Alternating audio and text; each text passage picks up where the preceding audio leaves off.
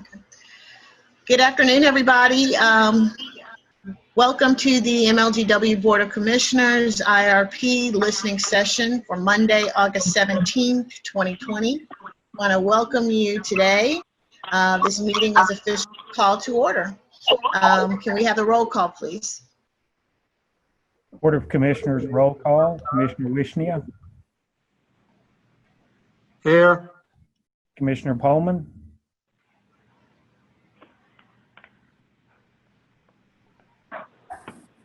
Commissioner Pullman. Commissioner Dixon. Here. Vice Chair Graves. Here. Chairwoman McCullough. Here. Advisory Member Young. Here. Advisory Member Kicklighter. Here. And one more time, Commissioner Pullman. I believe I saw him earlier. Madam Chair, that completes the roll call. Okay, thank you. Due to the declarations of a state of emergency by the President of the United States, the Governor of Tennessee, and the Mayor of Memphis relating to the COVID-19 pandemic, this meeting of the MLGW Board of Commissioners will be conducted via live stream in order to protect the health, safety, and welfare of the public, MLGW employees, and MLGW commissioners. Today's meeting is a public listening session only for the MLGW board to hear comments and concerns from the public regarding MLGW's integrated resource plan. The MLGW Board of Commissioners will not answer questions during this meeting. We have 14 registered members of the public who will speak today to address the board, and those who have registered will speak in alphabetical order. Each speaker is allowed up to 4 minutes to speak. Speakers may donate time to another presenter, but no presenter will be allotted more than 12 minutes. Today's speakers, we have Duffy Marie Arnault, Scott Banbury, William Bowers, Jared Bullock, Anna Cardona, Jonathan Epstein, Jeffrey Michael Lear, Dennis Lynch, Greg Matthews, Kathy Pope, Stephen Sondheim, Clarence Strickland, Marvin White, Beth Wilson. I know that we do have the Sierra Club, and they have in total 12 minutes distributed between their group. After members of the public have addressed the board, we'll hear 7 presentations from the following organizations. Carl Schledwick and Jim Gillian from 450 Million from Memphis. We have Roddy Blevins from UBS, Steve Smith from the Southern Alliance for Clean Energy, Herman Morris from Friends of the Earth, Bill McCollum from Nuclear Development, Melissa Seymour and Daryl Brown from Mid-Continent Independent Systems Operator, also known as MISO, Haley Fisackerly and Laura Landro from Entergy Arkansas and Entergy Mississippi. A recording of this meeting will be available within 48 hours at mlgw.com/powersupplyinfo.com. The meeting will only be available via Zoom and digital archive. At this time, I'll turn it over to Mr. President. Well, thank you, Madam Chair. Good afternoon. I want to add my welcome as well to those of you who have joined us for this listening session. And just a quick, brief sort of set up for why we're here. As I know many of you know, we have just received within the last week and a half the final version of the Integrated Resource Plan. We wanted to make sure, although there was a 30-day comment period afforded to the public, to be able to make comments on the draft IRP that was primarily done during the month of June. We really thought it was appropriate to allow the public to address the board directly, specifically as it pertains to elements of the power supply IRP and the power supply decision that Memphis Light, Gas, and Water is currently contemplating. And so it was decided that we would put together a listening session to allow our board to hear additional input from the public, maybe that has not yet been made known. And so this would be a good opportunity for that. And so again, I want to thank everyone for being. I think it's going to be a great opportunity for us for the board in particular, to hear any questions or concerns for their consideration that they need to take into consideration over the next period of time as they make their decision. So thanks again for being here, Madam Chair. I turn it back over to you. Thank you.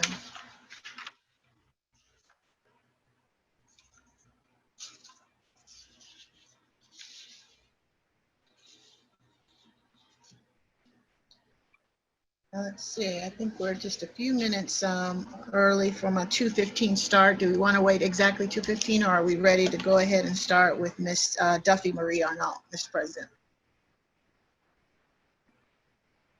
Yeah, so I think if people are available, I don't know, I couldn't remember when you read the list of the names.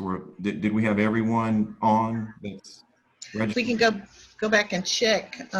Darren, where are we with everyone that's on the speaker list? As of right now, I had Duffy, I had Jared. Jared's on the call. And I am. Madam Chair, did you cover, I don't know if you probably did, and I may have missed it, the ground rules, I think you did cover the ground rules and all the time. Okay, you did. Okay. Mm-hmm. All right. Sorry, Darren. I'm sorry. Duffy, Jared, and I am looking for the other ones. I don't see anyone else. Lillian, Tamara, you guys see anybody else? Beth Wilson is on. Okay. Kathy Pope. Oh, okay. Okay. I would say let's go with the ones that are here. Starting Okay. with. Yeah, I was going to also suggest too, Madam Chair, maybe that in the hour that we have, or however long it takes, I think they all need, those who registered need the full time to be able to make their comments. So I'd rather that I want to make sure that anyone that's registered to speak, make sure we hear from them at whatever time, whenever they come on. Right. All right. Darren, do we have the timer clock? Yes. Nathan, can you put the timer up, please? Mm-hmm. It's up there now. It's up for Thank 4 you. minutes. Thank you very much. Okay. Calling our first speaker, Duffy Marie Arnault with Memphis and Mid-South Regional Chapter of the Climate Reality Project.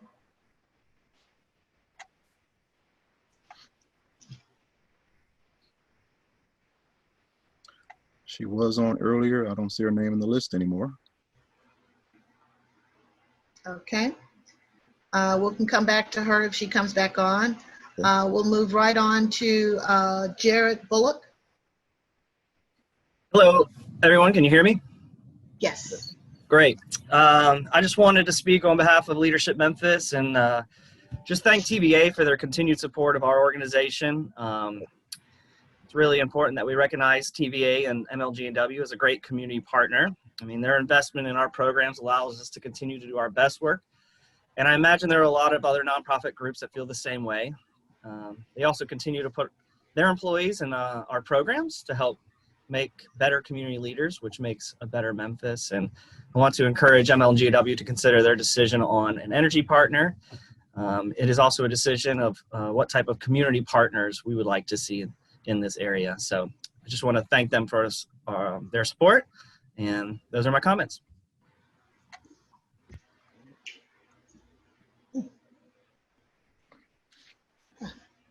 Okay.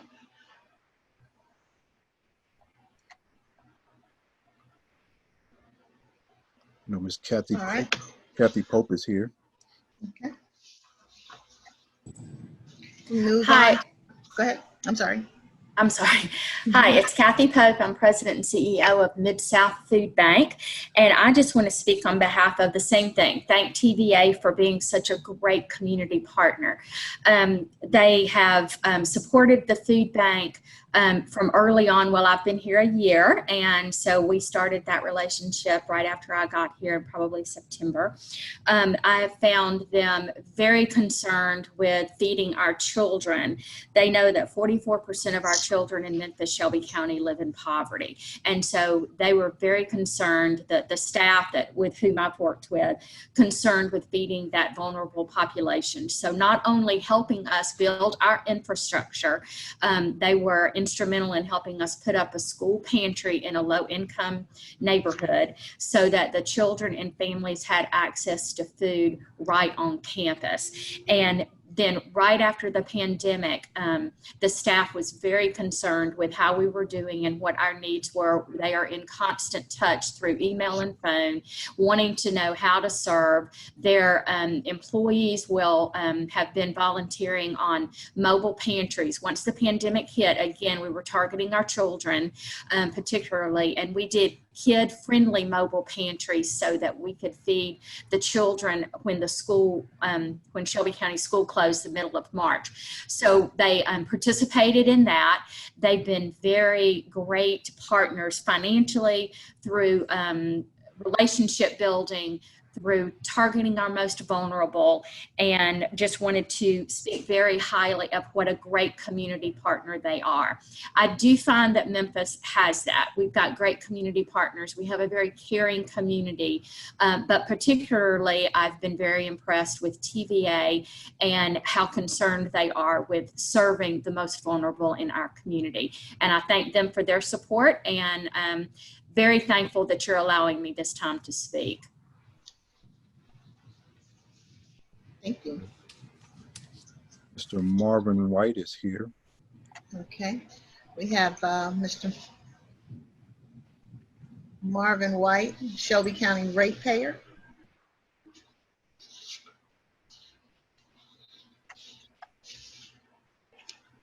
Mr. White, can you unmute yourself?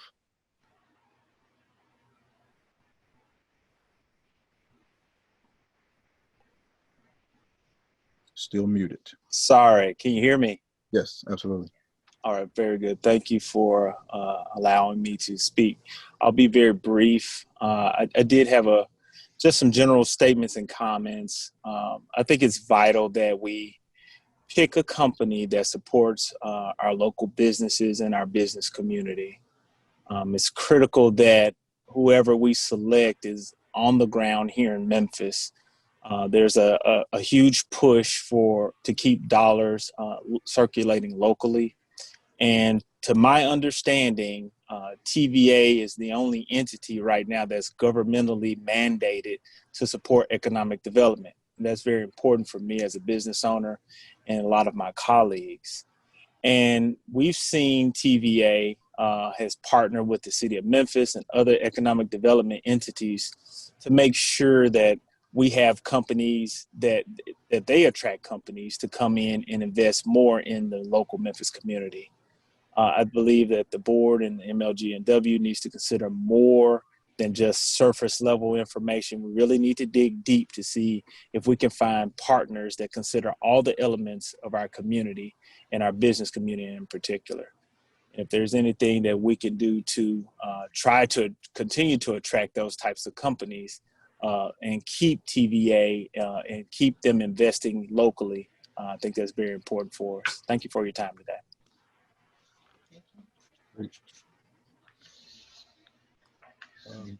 Mrs. Beth Wilson is available. Are you there, Beth? Hi, how are you? Hey.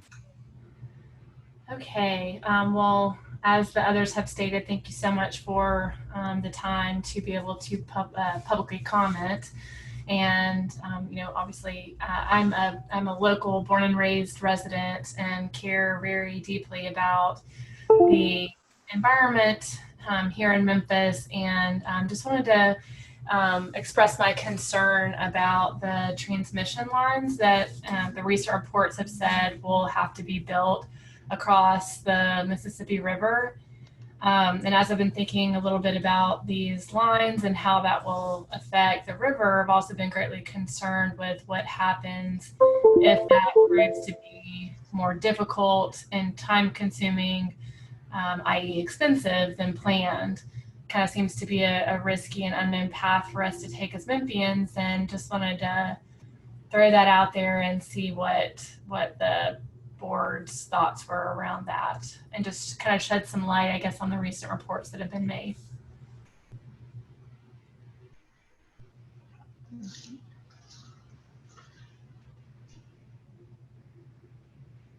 Thank you, Ms. Wilson.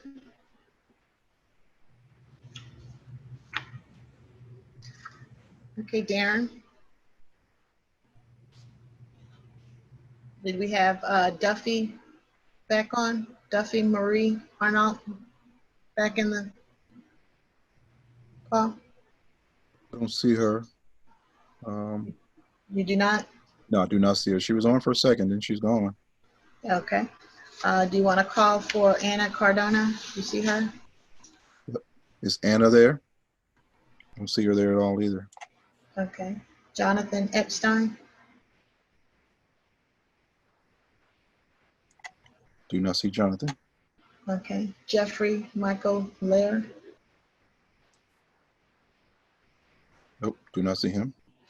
Greg Matthews?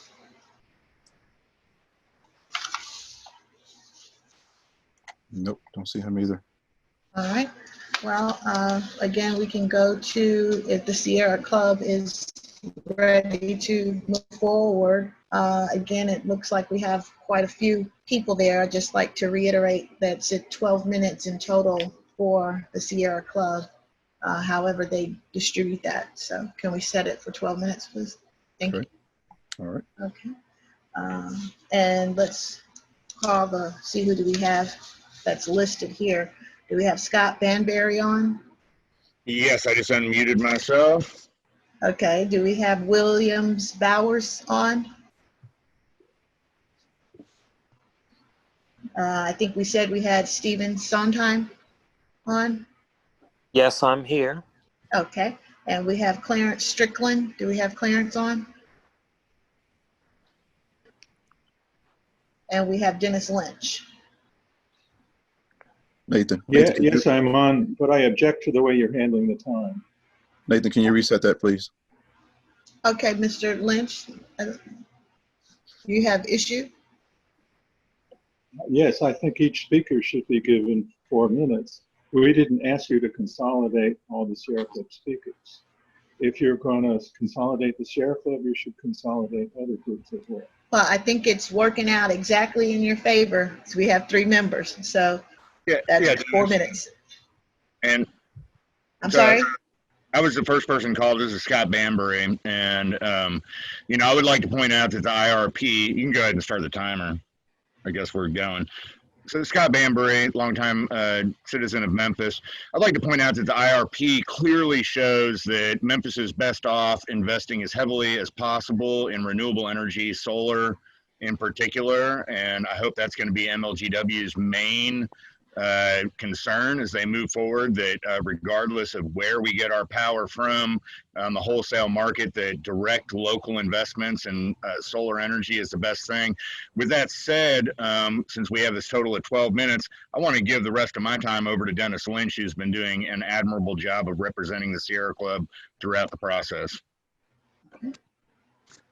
Scott, if you can, I could like to give some specifics of your request. I'm sorry, in terms of? Well, there are 2,000 acres of suitable commercial roof available for solar, and at 2.5 megawatts per acre, that's 800 megawatts of power available from solar. And that's 80% of the TVA combined cycle plant at zero cost to either the Memphis City Council or MLGW, because the individual property owner would produce that using the federal tax credits and things of that nature. Great point, Lynn. You want to probably identify yourself. And again, I'm done with my comments. I'm giving the time over to the rest of the Sierra Club. Go ahead.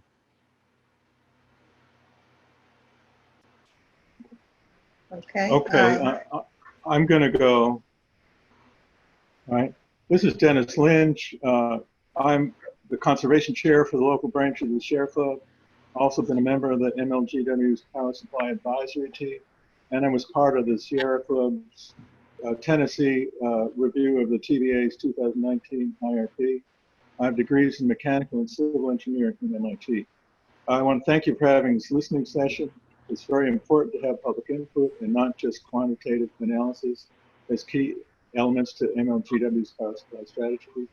I want to say that I appreciate MLGW's invitation to me and the Sierra Club to be on the PSAT, and I thank President J.T. Young and the entire MLGW project team. They did a great job in the IRP development. Regarding the listening session, we have reached out to members in Memphis and Shelby County, and our call to action generated interest from over 100 people, and more than half of these have written comments, which we will be sending to MLGW board tomorrow. The comments overwhelmingly were in support of renewable energy, especially solar, and also strongly against building any new fracked gas burning power plants. We certainly hope that TVA, that MLGW will take that into account. Before diving deeper into the IRP, we want to thank MLGW for leading the way in local power companies in Tennessee, deferring power shutoffs and late payment fees. And we hope you can continue that even longer. Unfortunately, COVID-19 is not going away as fast as we would like. I also want to support MLGW's Share the Pennies program, which is a great program. Mike Villanueva's Mike can be working with us, and we're creating a webinar to train other LPCs across the state. Also, we need to think more about energy efficiency. The Share the Pennies program is a good program, but it needs to be expanded substantially. The cheapest power that you can generate is the power you didn't have to generate. Okay. Now, one other very important topic to the Sierra Club is climate change. The climate is clearly changing, but more rapidly than we expected.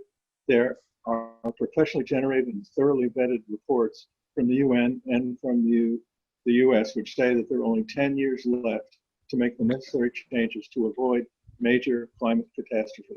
It's hard to predict the actual amount of time we have left, but what is certain is that if we don't make major reductions in the amount of greenhouse gases we generate, then our planet will soon begin to evolve to a much less hospitable place, requiring much more drastic actions. With that as a significant backdrop, we strongly urge MLGW to take actions which move to renewable energy sources as rapidly as possible.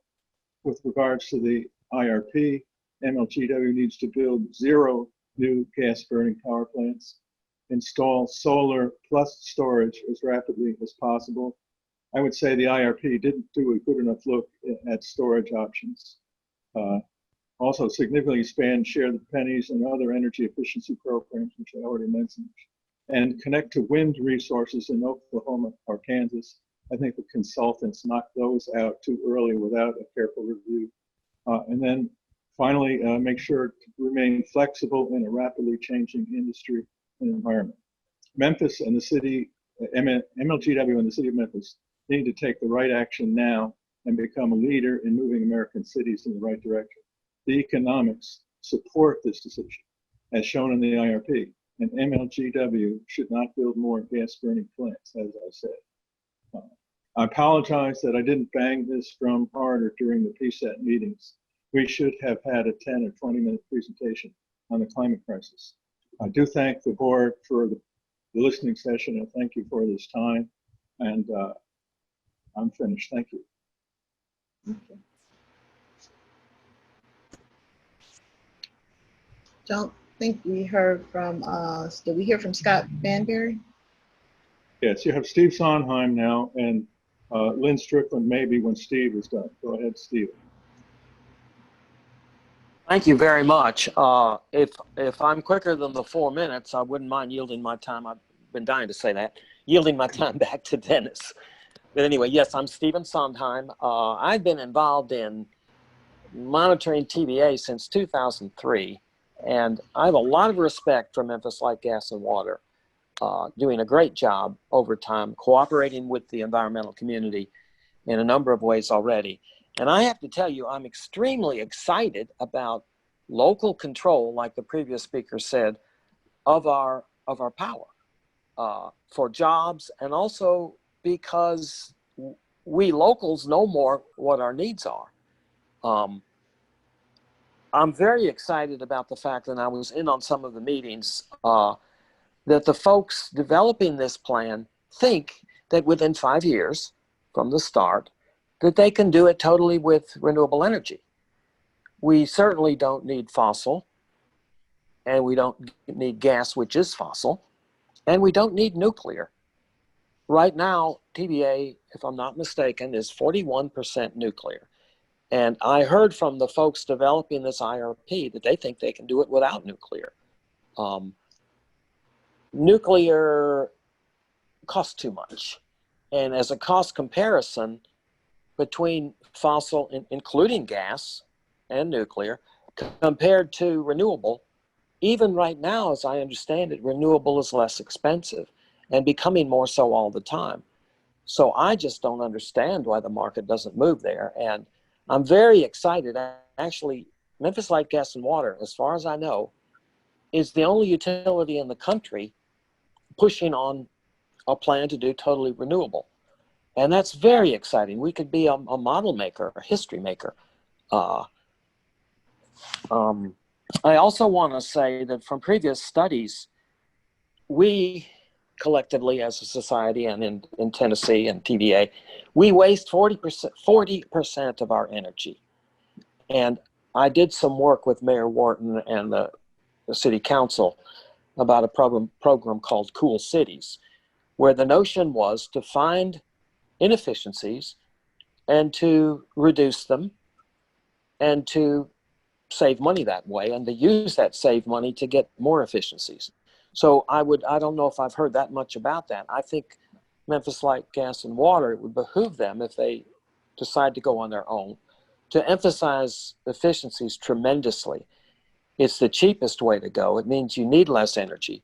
And I am aware, I could send this to you all later. There's a utility in Vermont that actually has made, they not only recommend efficiency, they have made efficiency part of their business model, where they are actually going out helping people to do efficiency and making some money from it. So it's an alternative money stream. Part of the large utilities in this country interest in staying with their current power model, which is primarily fossil and nuclear, is that if they encourage efficiency, they sell less. And they're in business, and I understand that. But the point is, I think a utility should be service-minded, not necessarily profit-minded. They certainly need to cover their costs. But the notion is to bring necessary energy to the people, including people of lower income, with the most efficiency, with the lowest cost, and with the least environmental, health, and climate damage. Okay, I have a few other things. You cut me off when I reached the 4 minutes. Just a second.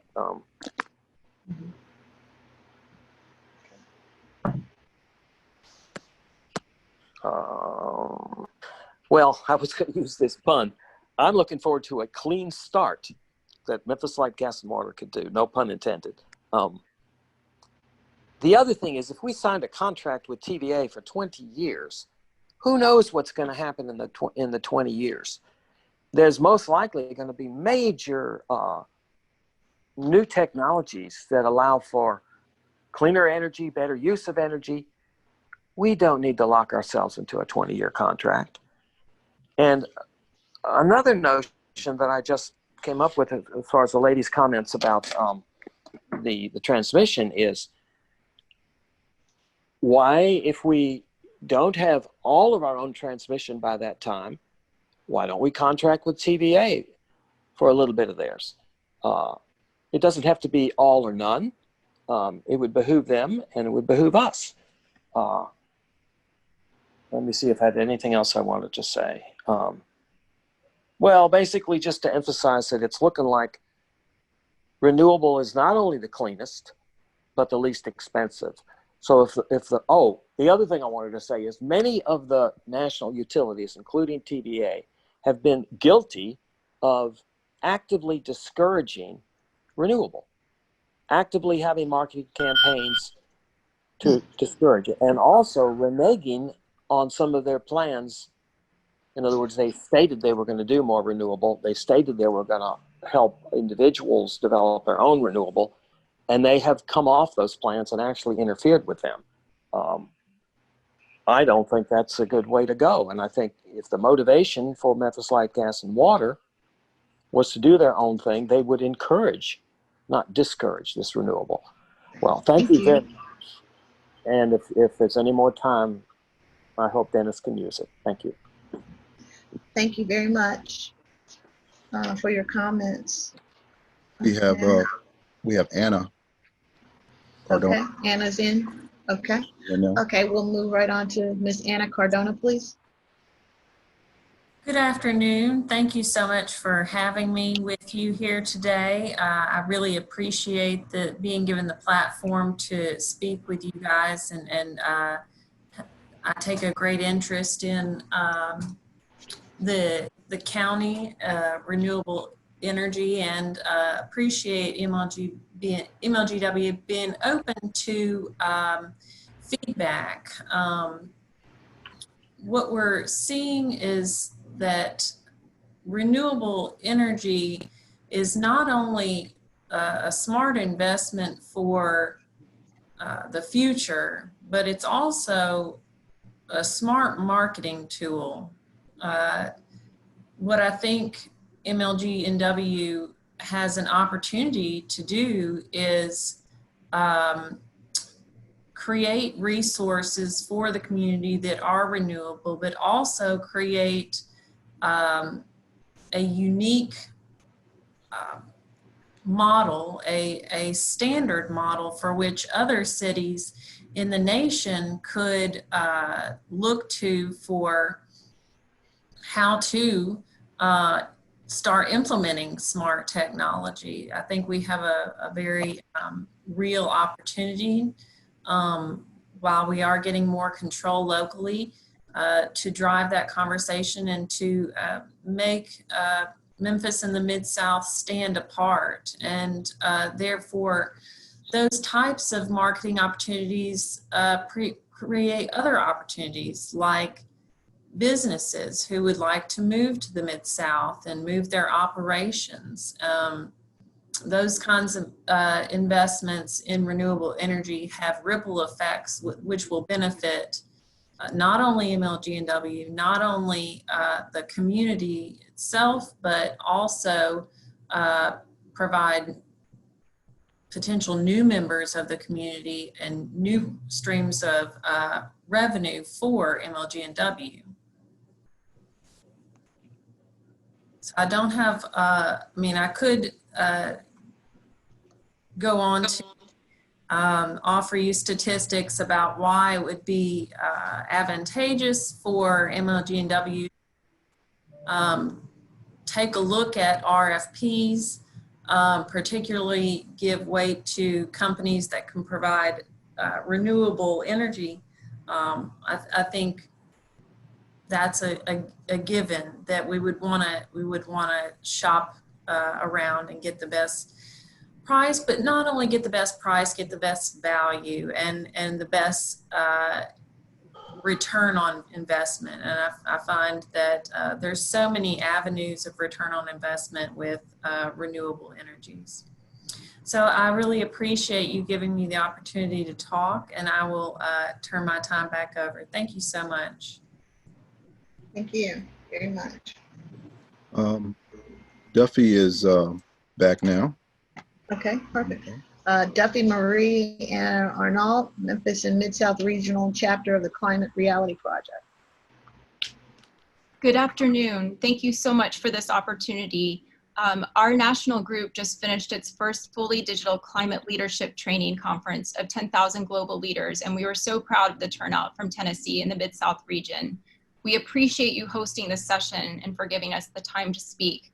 The time is now to maximize renewables in our energy portfolio. Why should there be a cap on the amount of renewables when the cost of solar, wind, and storage has come down so drastically? From a global warming perspective, the Intergovernmental Panel on Climate Change urgently states we need to stay within 1.5 degrees Celsius to prevent the drastic effects of climate change hitting an irreversible tipping point.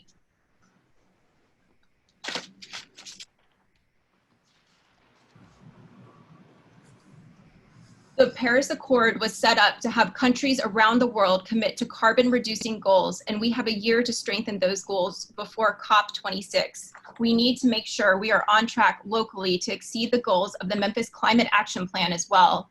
We all need to be doing everything we can to reduce our carbon emissions and choose clean energy options now. We need our local and national leaders who have the power to create policy and build our energy structures to make the right choices for our communities and our greater world. With the current administration vowing to take the US out of the Paris Accord November 4, this is an even greater signal that it is up to us as communities to do the right thing and set the example. It also shows how critical it is for us to vote for the future we want and need if we and the future generations are going to have a chance at experiencing the beautiful environment that we know today, which is unfortunately already changing. As we think about our priorities for the IRP, investing in clean, renewable energy is paramount, and making sure we do not invest in any more gas-burning fossil fuel options, and we must phase out coal. We must also support our workers through a just transition by providing training and green job opportunities for those who have worked hard for the coal industry. We want them to be a proud part of a green energy future that will prioritize their health and well-being. Just as our low-income communities who are downwind, downstream, or adjacent to the land and water surrounding coal plants face risks, health risks, and higher mortality rates, our workers have been exposed to toxic cleanups and mine shaft collapses. Our energy plan needs to include the health and well-being for everyone. We urge you not to sign anything that will lock us into a long contract that could self-renew and keep us stuck in a plan that isn't good for us. Memphis has one of the highest energy burdens, especially for our low-income families, and also a high need for weatherization and energy efficiency programs. Further investing in these programs would reduce that burden, protecting our residents' health, especially as we start to endure the more drastic heat waves and possible flooding due to climate change. With the precarious nature of the climate and the short window we have to make an impact, we need to know all of the details of what our city is investing in through an RFP process, because we have a real opportunity combined with our energy provider to show best practices, not only for the energy stability of our region, but of how to protect our climate, our natural world, and our people, to do our part to maximize renewables and the goals of the Memphis Climate Action Plan and globally with the Paris Accord. I really appreciate the opportunity to speak today and everyone on this call fighting for our environment and for clean energy. The time is now to maximize renewables in our energy portfolio. Thank you again. Thank you. Okay. Darren, do we have Jonathan Epstein, one more call? Don't see Jonathan. There were a couple of panelists that actually were set up as attendees. For some reason, they were attendees, so I actually promoted them over, like Anna moved over. There may be another one. There was William Bowers. He was an attendee. I promoted him to Okay. So he is here. Okay. Available. Mr. Bowers, you there? Yes. Mr. Williams Bowers.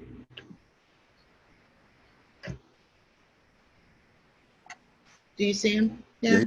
Can you unmute yourself, sir? You're still muted. I'm here, but I don't have any remarks. I just want to listen in. Okay. Okay. Do we have Mr. Lair on there? Do not see him. Or Mr. Matthews?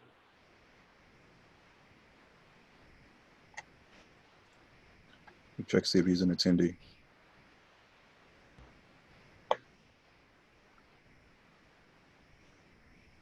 No, I don't see him. I don't see him either. Almost.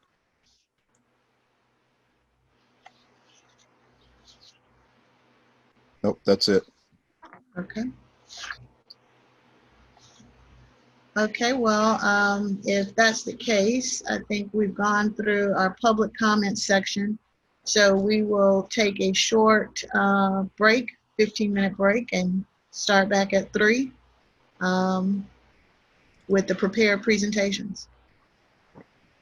Okay. Is that okay, Mr. Sounds Sharp? good. Absolutely. Sounds good. Thank you.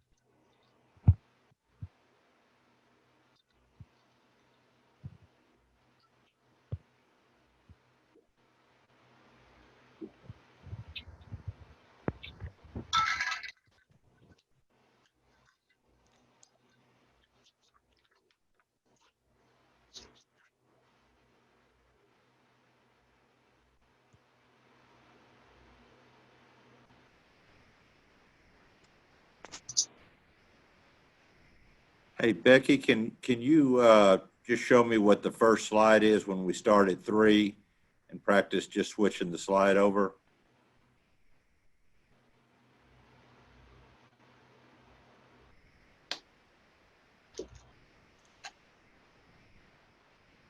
Can you see the first slide, Carl? I see the 450M beginning at 3. What's the next slide? Oh, okay. Start. I'm just trying to make sure the slides work. Just a moment. Do you need to find some in particular? Because I think we're coming up on 3 o'clock, Mr. President. We're good to go, Madam Chair. At your discretion, we're ready. Thank you. Okay, we are ready to start with our prepared presentations. We'll start with 450M for Memphis, please. Sure, thank you, and thanks to everybody that's listening. My name is Carl Schledwitz, and I'm a co-founder of abetterwaythantv.org.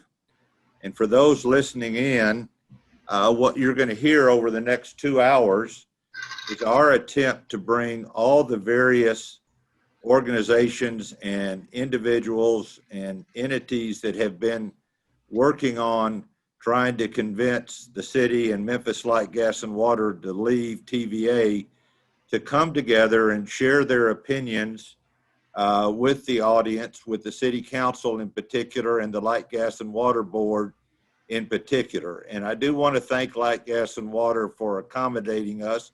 We've been working on this presentation for almost 2 months at the request of Doug McGowan, the Chief Administrative Officer of the city, who challenged my compadre in this, Jim Gilliland, to try to bring all the groups together, and we tried to organize it.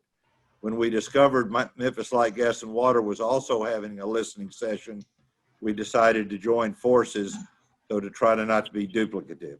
So in the 2 hours, and it's a long time, you're going to hear from a variety of organizations. It's going to start out with Jim Gilliland and I, who formed this organization, giving a brief overview.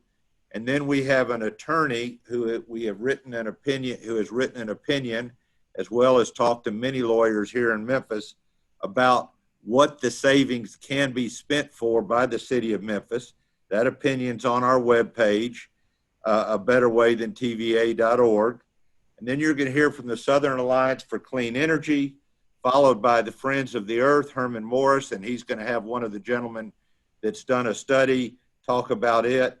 And then Bill McCullum, who's the former Chief Operating Officer of TVA and a president of Nuclear Energy, is going to talk about a couple of specific issues, mainly reliability and connectivity. And then we've invited our friends from MISO who are going to make a presentation about that organization that we believe would be the alternative to TVA. And then we've got representatives from Entergy Arkansas and Entergy Mississippi, who will be talking about their relationship after they've joined MISO and the experience they've had and what they could do to help Memphis Light, Gas, and Water in this decision. And then lastly, we've got a representative from UBS, the international banking company, who have made an offer that if Memphis does leave TVA, to issue bonds so that we do not have to wait the 5 years to start accessing the money. So with that, next is, let me just explain who we are. We are a 501c4 advocacy group, which is a public advocacy group. I started this because I wrote my first op-ed piece about TVA and its ignoring Memphis in 2003.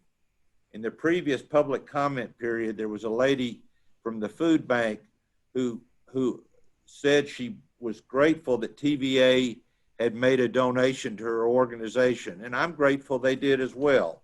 Here are the facts. TVA has had an 80-year relationship with Memphis, and they've ignored us for the first 78. In 2003, when I asked them to give money to the Memphis Zoo after I read they had given $10 million to the aquarium in Chattanooga and $5 million to the Great Smoky Mountain exhibit, we tried to get money for the zoo. I called Herman Morris, who was then chairman of Memphis Light, Gas, and Water, and I'll never forget his words. He said, TVA won't even return our phone calls. I'll support it, but we don't get anything from them. The lady from the food bank, who is correct that TVA has now been doling out a few $1 million trying to buy goodwill, which, by the way, is with our ratepayer money. They didn't do it for the first 78 years. They didn't do it until the threat came that there were those advocating that they leave. So we put this group together. Jim Gillen and I have pledged that we are not vested in this in any way. We have no special interest. We are not affiliated officially with any of the organizations you're fixing to hear from. Jim, Terry Lynch, my partner, and I put up the first 20,000. We've raised about 8,000 more to fund this organization, and we will accept any other contributions, but we don't have a big budget. Unlike TVA, who has hired 5 lobbyists, is spending hundreds of thousands of dollars on billboards and TV campaigns, and hired 3 PR firms, all to lobby the city and the city council specifically. We don't have any lobbyists. We don't have any employees. We are an advocacy group. We are lifelong Memphians, and our sole purpose is to try to get the cleanest, most affordable, most reliable energy solution for our city. I do want to just say one thing about Memphis Light, Gas, and Water to make it clear, because there's been some confusion. What we propose has nothing to do with Memphis Light, Gas, and Water. They will stay intact. They will continue to manage the gas. They will continue to manage the water and manage all of the transmission lines that they own. They just will be getting their power from somebody else. So we are not trying to change anything about Memphis Light, Gas, and Water. So next, Becky, is who has already a partial group of people who have signed up voluntarily to this group. And you'll notice not only our local congressman, not only our local county mayor, but former city mayor Dick Hackett, former county mayors Bill Morris and Mark Luttrell. And when you go through this list, folks, you will see it is Democrats, it's Republicans. We've got folks and elected officials from Millington, Germantown, community activists from Whitehaven, Midtown, Fraser, a lot of prominent businessmen. 2 members of this list are former chairs of the Memphis Light, Gas, and Water Board. Why did these people call us and volunteer? Because they knew that although TVA talks about an 80-year history, it is not a good history from Memphis's standpoint. So with that, I'll turn it over to Jim, and he can tell you how he got involved. Next. Thank you. Becky, next slide, please. I'm Jim Gilliland. I'm a fourth generation Memphis resident. Carl, I've known Carl through my late father. I knew my father didn't like the Memphis TVA relationship the way it had been gone. I just heard him generally talk about it. I have a respect for Carl in the community service area, largely due to his prior participation on the University of Tennessee Board of Regents, which, as you may know, controls all the public universities in Tennessee and the medical school here in Memphis. Carl was the regent, was the trustee on the board about 15 years ago that personally kickstarted the campaign to get the state to fund more at the UT Medical School here in Memphis. And he really helped kickstart the drive that has lifted up the medical school here. Instincts are good. Guys, this is Commissioner Graves. Jim, don't mean to interrupt you, but can we get to the substance of what we're talking about? Sure thing. I have 22 years of public finance professional experience, and I'm not going to go out on a limb and embarrass myself or my partners at my company with any half-baked ideas or something that I don't have a decent understanding of. And we are here to request two things. That is for the city of Memphis and for MLGW to hire an independent consultant that's familiar with Midwestern electricity markets. And there's a firm called ACES Power that fits the bill. And the reason we say Midwestern is because TVA's own argument that they're going to shut off the power lines to our north and to our east forces us to the Midwest. So they are qualified, they are independent, they understand the market. Secondly, we believe that it is good judgment and common sense to issue a clean RFP. And in that regard, we mean an RFP that doesn't have parameters built in by a third party, but this RFP needs to ask a specific question that's to be decided by the city of how much renewable percent energy we want and what type of ownership structure would a most optimum transaction be suited for. So we think those are pretty basic and reasonable request for this potentially $20 billion contract. Next slide, please. The reason that we're on this now is that the city's been talking about electricity for 2 years, and there's just no excuse for this. A reasonable skeptic would think that if it keeps up at this rate, that the Strickland administration is going to term out and this city council is going to term out and it's going to get kicked down the road further and further, and there's simply no excuse. City council's passed a resolution. Doug McGowan has already requested a truly independent study, and now we hear that an RFP might be needed to even issue an RFP. So time is of the essence. So the next slide, please. It's a three-step decision tree for the city and the MLGW board. One is, what are the financial savings after you lock in an open market portfolio? Two, what's the most efficient production and ownership structure for the renewable self-generation? And three, you've got to step back and, as TVA said itself, look at the full picture, not just the $76 a megawatt hour, which is vastly overpriced for our city. And we put together the next two slides that do take a close look at the TVA's full picture analysis. Carl? Yes. So real quick, I just want to be able to tell you that TVA has circulated that they have a $2 billion value, and we just want to talk about the absurdity of that. In a moment, you're going to see 5 independent studies that have shown that there are savings between 150 and 450. There is no independent study to back this up. So let's just start with pilot payments. So the IRP gave credit to the pilot payments going away if TVA went away. The truth of the matter is only the state makes them go away, and the state allocates. And TVA has said they're going to still generate power here in the Allen steam plant. So we don't think that that's an accurate assumption.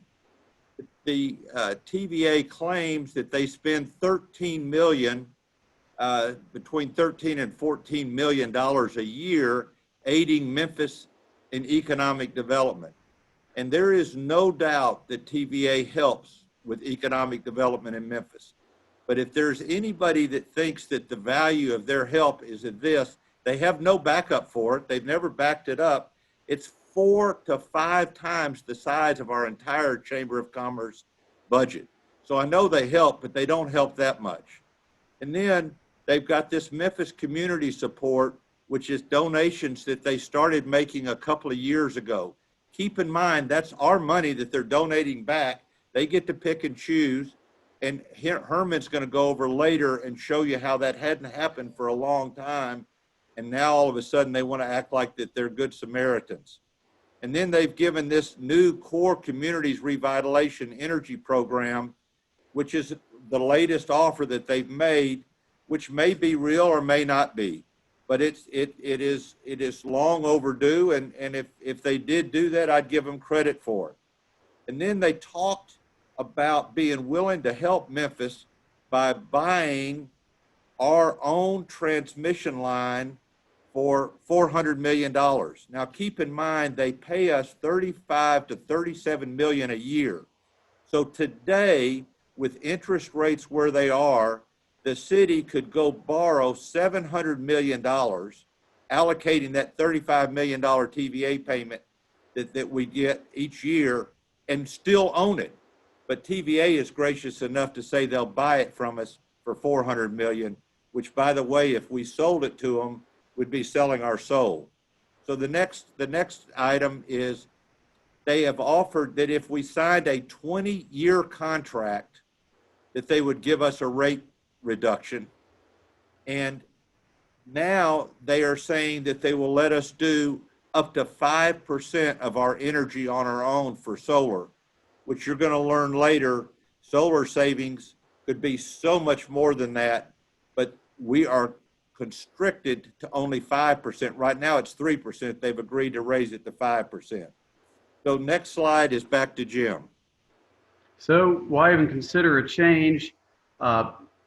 There are 4 reasons. Thanks to Herman Morris, about 18 years ago, we can give a 5-year termination notice because we put up our city's credit for the TVA when their back was against the wall and they couldn't borrow anymore. Secondly, we can leave without an exit penalty, and that is a humongous deal. If we sign the 20-year contract, we are on the hook forever. It's a terrible factor in the contract. Third, our geographic location on the edge of the grid means everything.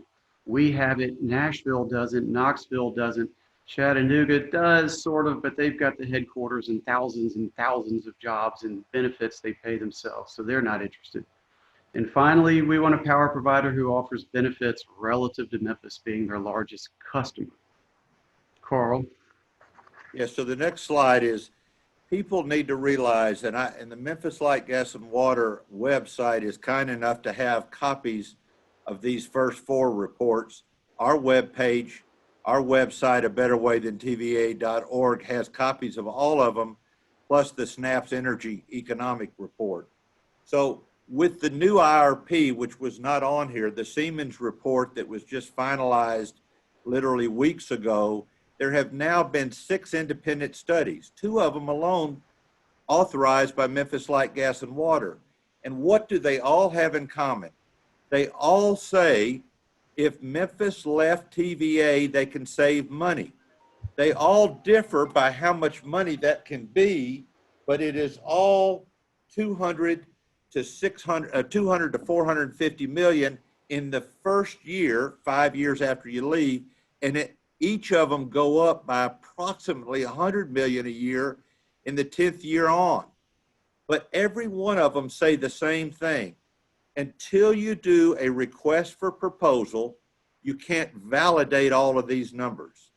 And if you don't do a request for proposal that does not have restrictions on it, we will have wasted all of this. I will also point out that not a single independent report exists that supports that you wouldn't save money by leaving TVA. So next slide. So that's back to me, and you've just heard that our favorable geography is a critical factor in our ability to do this. So look at the borders. There's TVA and there's the Mid-Continent Independent System Operator. If it weren't MISO, we'd say, please send the RFP to whatever that company is that has our entire western and southern border. So that is why we feel like this is a slam dunk, easy decision. And we know for a fact that the MISO partner in this region, Entergy Mississippi and Entergy Arkansas, has already contacted city officials about their willingness and readiness to submit proposals. On the next slide, we say TVA rates are too high. We got this straight from the front page of the Chattanooga Free Times, which is the hometown paper of TVA by the energy consultant Intervision based in Atlanta. This is based on a cost per kilowatt hour. We refer prior to megawatt hour. It's just added decimal and some zeros, and it's the same thing.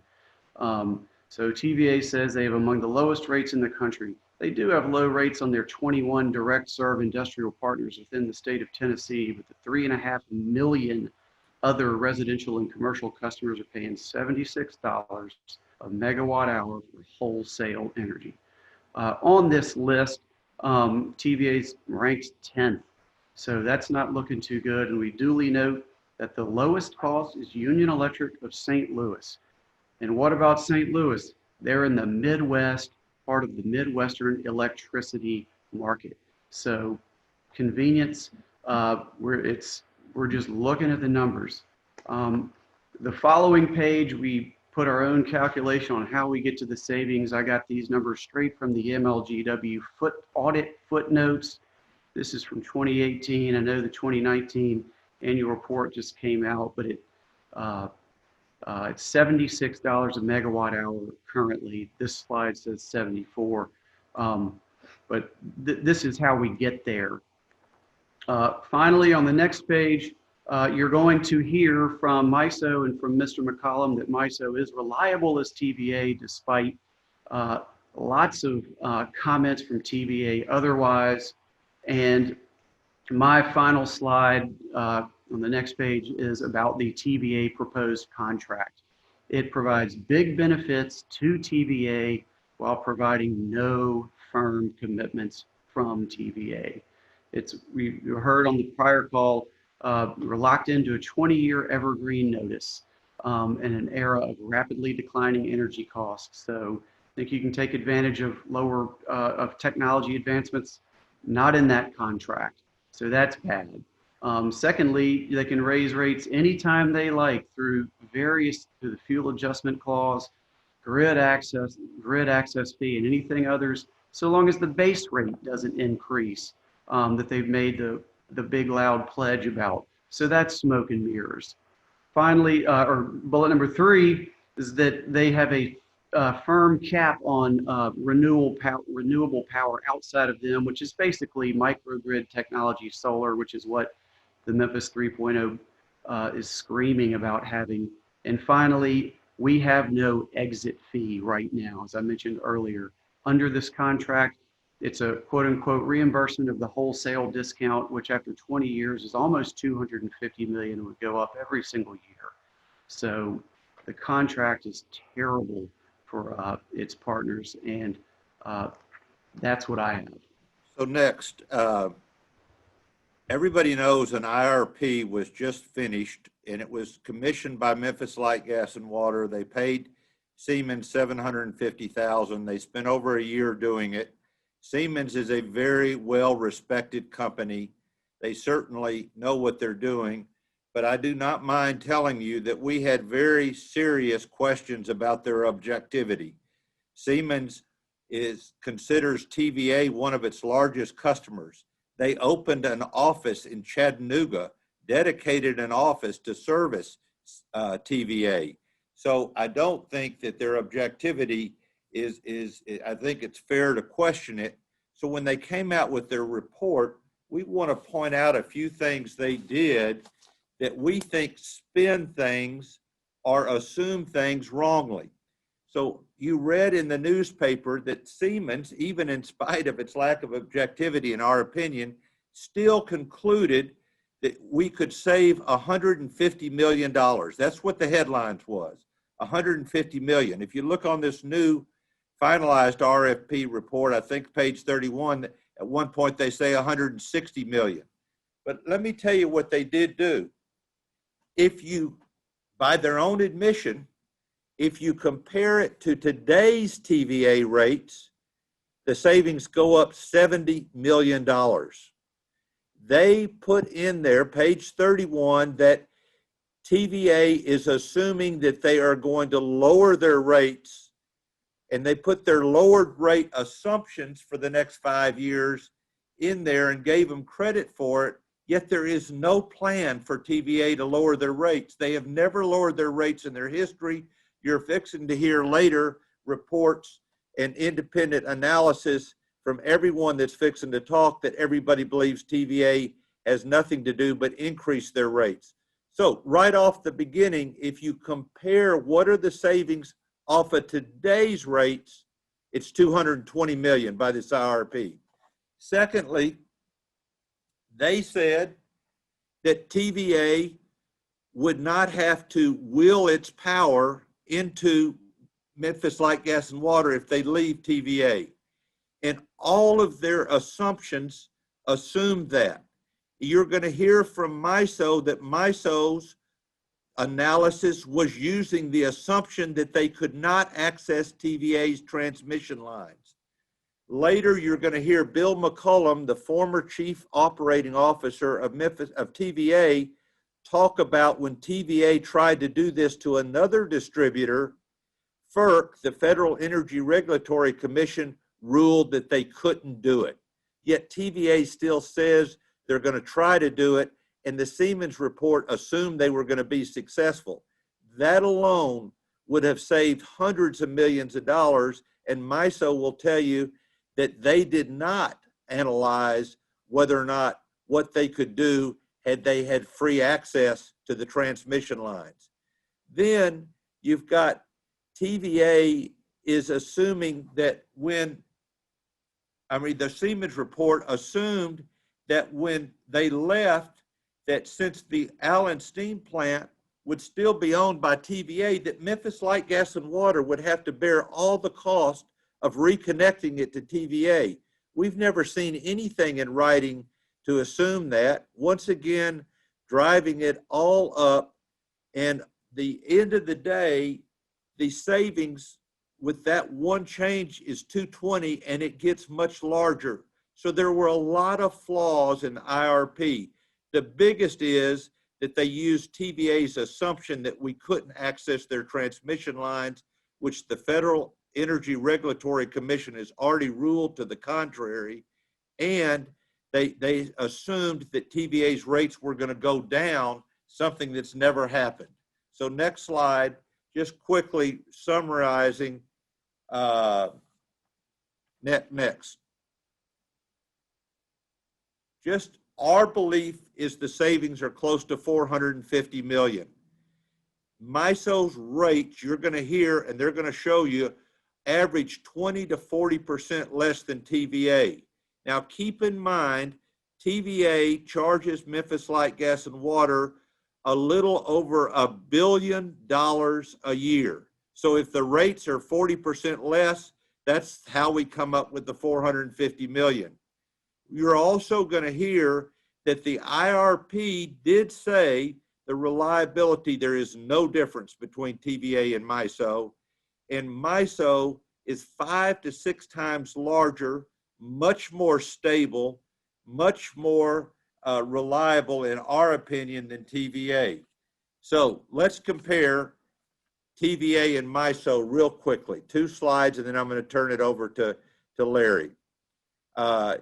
This is their company profile. I'm not going to go over it because they're going to go over it in their presentation. So next, I just wanted to show you the difference of the diversity.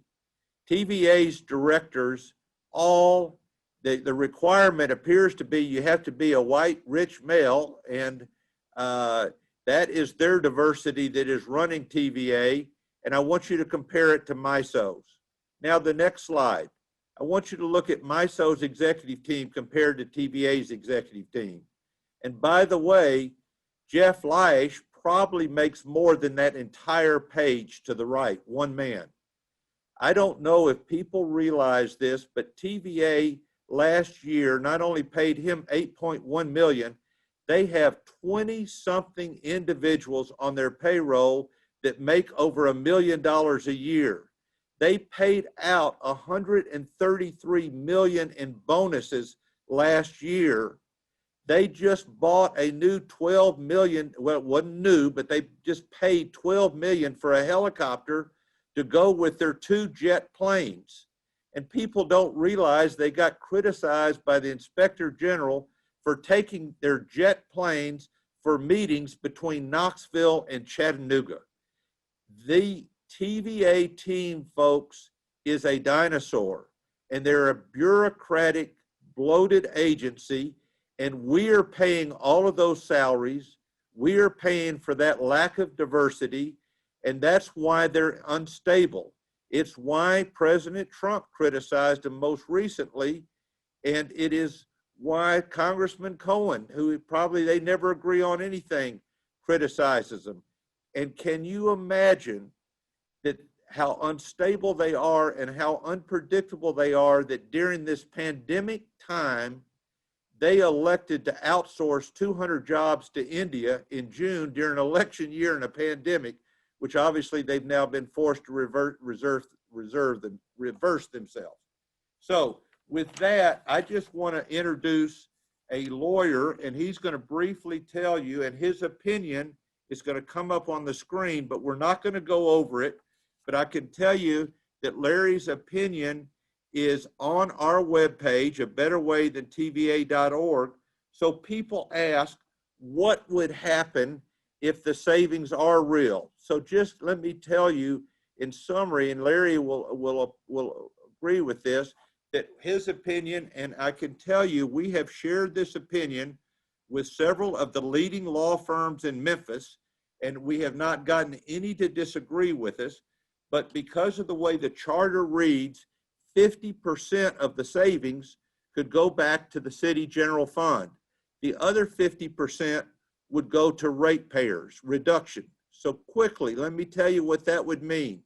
If the number were 400 million, not 450, but if it was 400 million, that would mean that half, 20%, would go to rate reductions.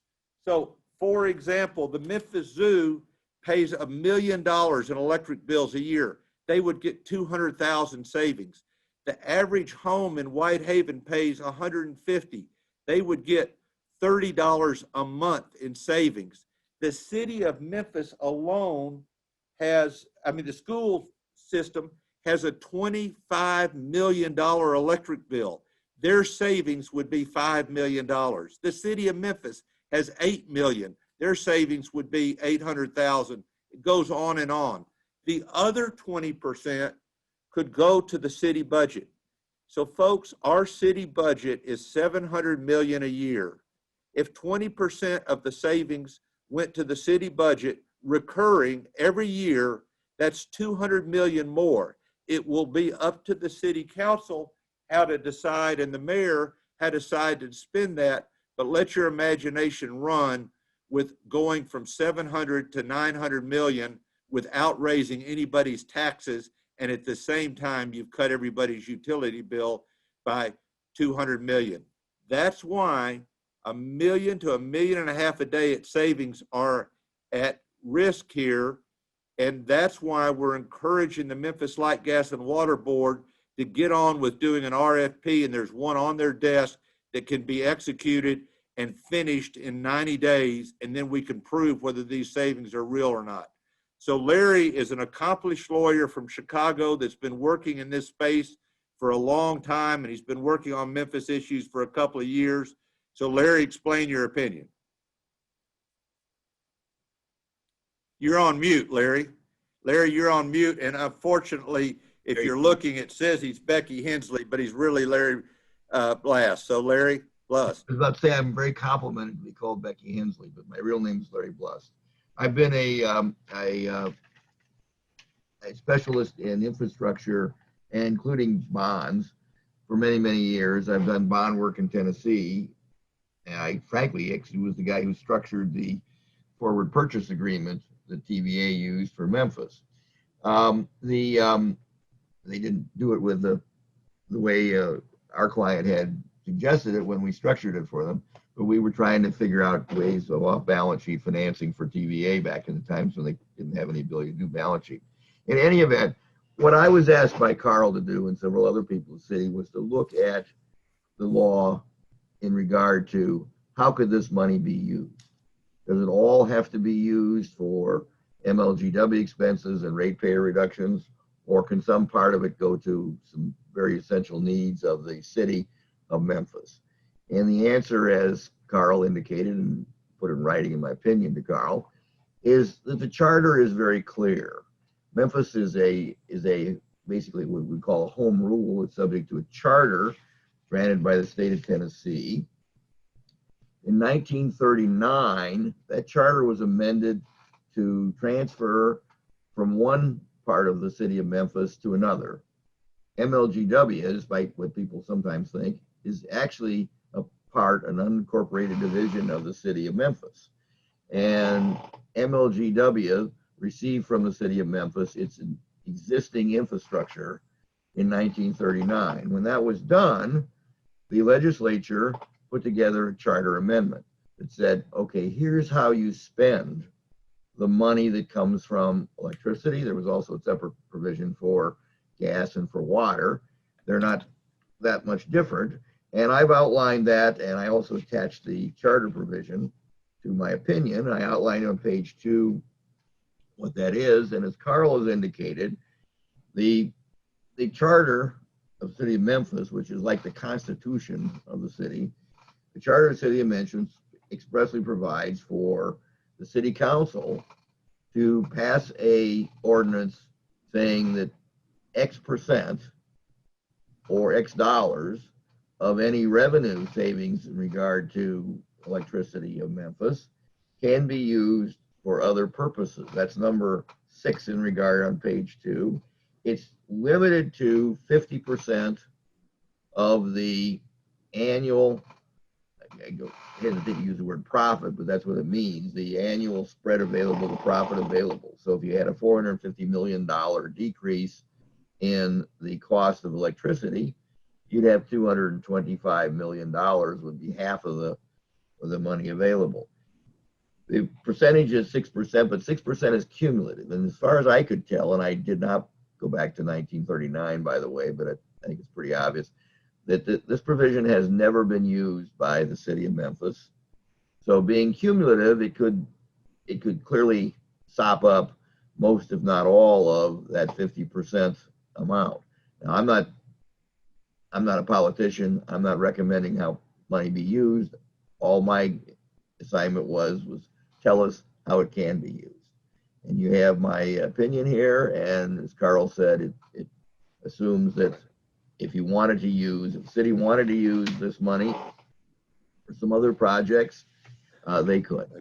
So thank you. Hey, Larry, I want to say this to everybody listening. If anybody has any questions, if they send them to us at abetterwaythantva.org, within the week, we will get them answered. If you have a specific question for Larry or any of the other presenters, because of time and because of Light, Gas, and Water's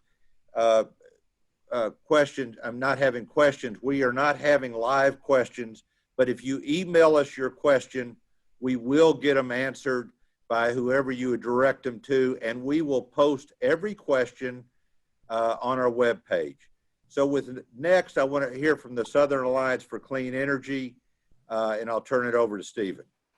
Hate to interrupt real quick, Carl, but I had a question because this is a lot of info and I know you're rolling right through it. Is it possible for the board to get a copy of these slides?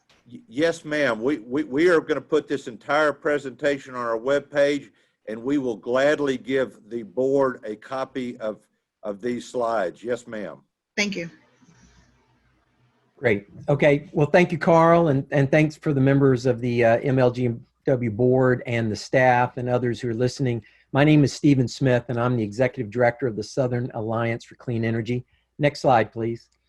The Southern Alliance for Clean Energy is a regional nonprofit that does work across the Southeast United States. We have a long history of working both closely with TVA and also challenging TVA. Much of our work is working with the various utilities throughout the Southeast region, intervening in regulatory proceedings, working with them on long-range planning like integrated resource planning, and we have a long history of advocating for clean and safe and healthy communities in the Southeast. Next slide. In Memphis, we have been working closely with folks in Memphis and with MLGW. We have a strong program called Memphis Has the Power. We've been working very diligently on trying to lift the energy burdens, participating in MLGW and programs like Share the Pennies and others, and we were actually members of the MLGW PSAT committee. Next slide. You know, basically, we are in strong support of issuing the RFP. We participated in the IRP, and we believe that the recommendations coming out of the IRP are in favor of the RFP. We have reviewed the studies, and we believe that there's a number of them, as we discussed before, that show support for this.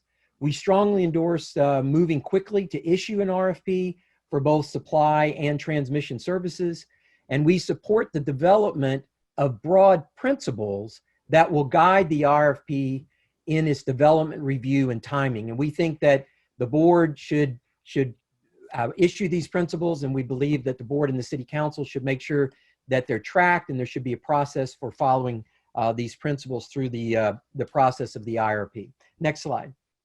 At SACE, we have been a long time engager with TVA, going all the way back to the mid-1980s. We've participated in a number of the various panels and other things that they've set up, including participating in all of their integrated resource plans over the years.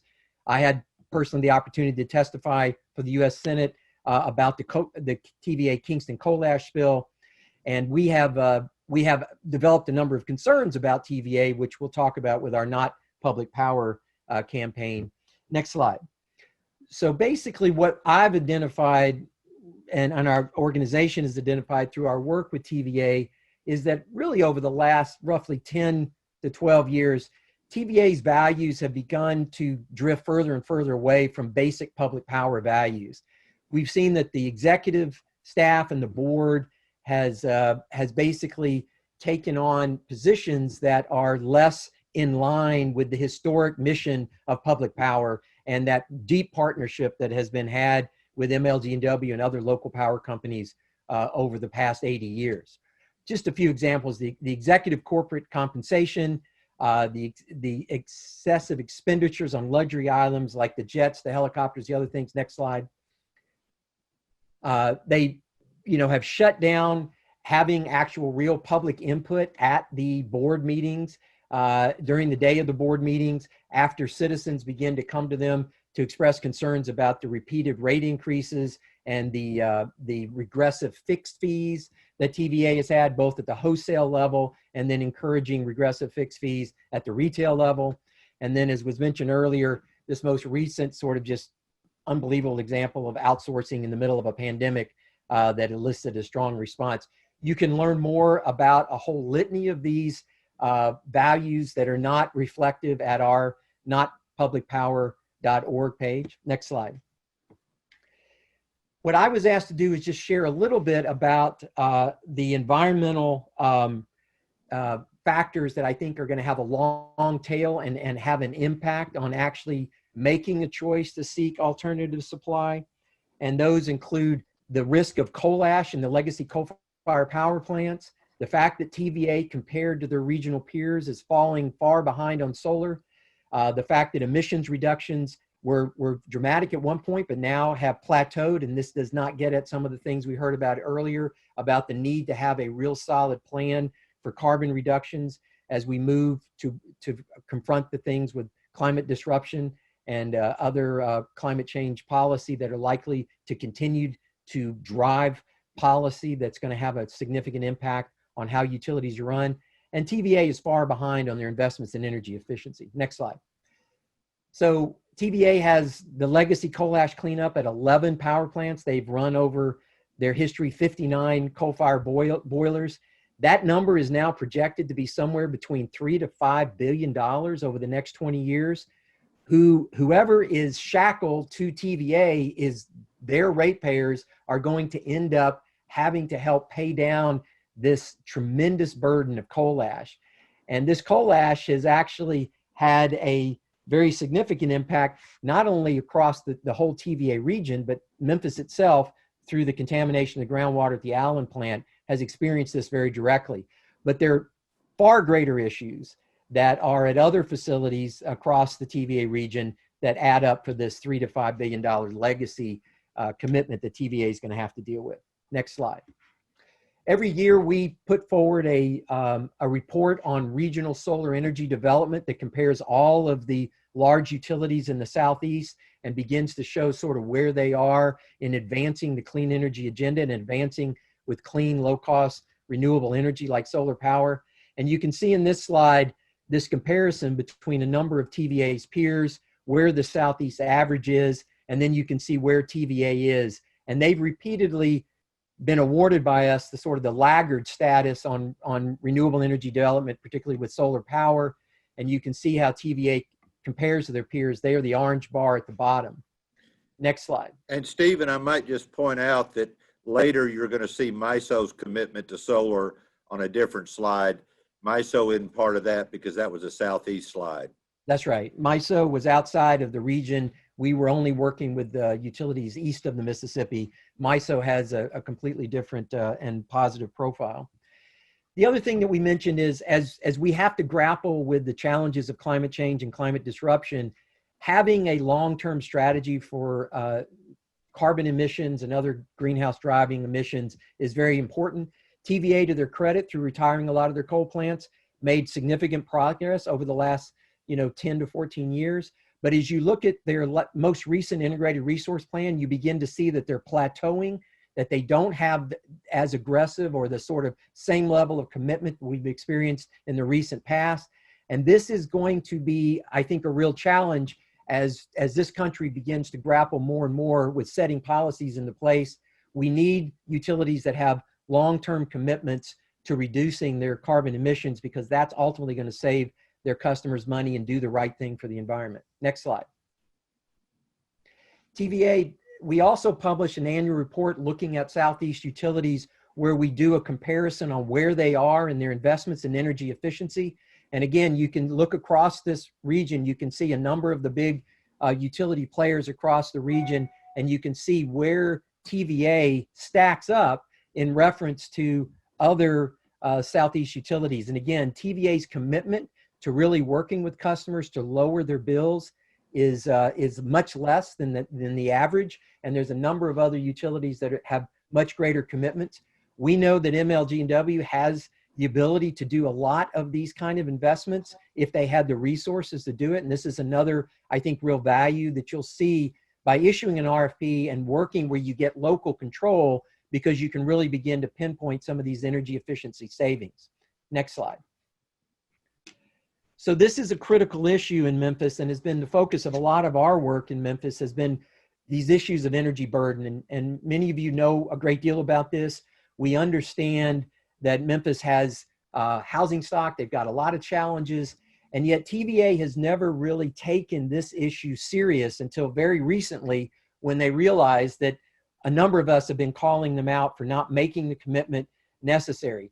And probably the prime example was when TVA settled an Environmental Protection Agency lawsuit. They had $50 million to spend on energy efficiency programs. They gave $15 million to Knoxville. They gave $12 million to Huntsville, but they only gave $1 million to Memphis. And this is just an example of, as we've heard over and over again, about how TVA has not really had that valuable relationship with their largest customer. And this has exacerbated many of the energy burden challenges in Memphis.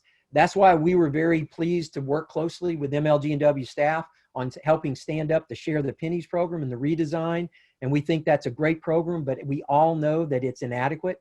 Next slide. And so we really believe that there are multiplying benefits that come from investment in energy efficiency, lifting people out of the energy burdens, helping get real jobs in local communities, because these jobs can't be outsourced. They're going to be locally done. It's going to help reduce the need for MLGW to purchase and build additional power plants and supply side needs, which will save money in the long run. And it's pathways out of poverty before real investments with environmental benefits. So these are all very important about having strong and robust energy efficiency programs. And if MLGW gains control of their destiny, they're going to be able to make those investments like never before. We strongly believe that not less than 10% of the savings that are captured out of the RFP should be earmarked for low-income energy efficiency program and demand reductions programs that are run in a quality manner. This will actually start to give the resources necessary to really make a difference for the individuals, the people of Memphis that are really struggling with these energy burdens, and it'll ultimately end up saving all ratepayers money and saving MLGW the money from having not to invest in additional supply side resources. Next slide. But probably the most important thing about issuing this RFP that sets the stage for MLGW to control their own destiny is it's an absolutely rare opportunity to have a clean slate. The whole energy industry is in a vast change going on right now. It's very fluid, lots of new technologies, whether it be solar, whether it be storage, whether it be the Internet of Things, of all kinds of abilities for you to do things in people's home to help them save energy through smart thermostats and all this other, electric vehicles. All these things are moving to the distribution level network instead of relying on central station power plants. The local distribution network has much more control. And by actually issuing this RFP and setting into motion the ability for MLGW to move into the 21st century with a clean slate, unshackled from a lot of the legacy issues from TVA, is going to give MLGW the ability to control their destiny, take advantage of these technology advances, and help, I think, do a number of things that are very necessary for the people and the ratepayers and the citizens of Memphis. So we strongly support issuing the RFP, and we stand ready to continue to partner with MLGW and with the citizens of Memphis to really take advantage of this positive future. So with that, I will end my So Stephen, I've got two quick questions for you.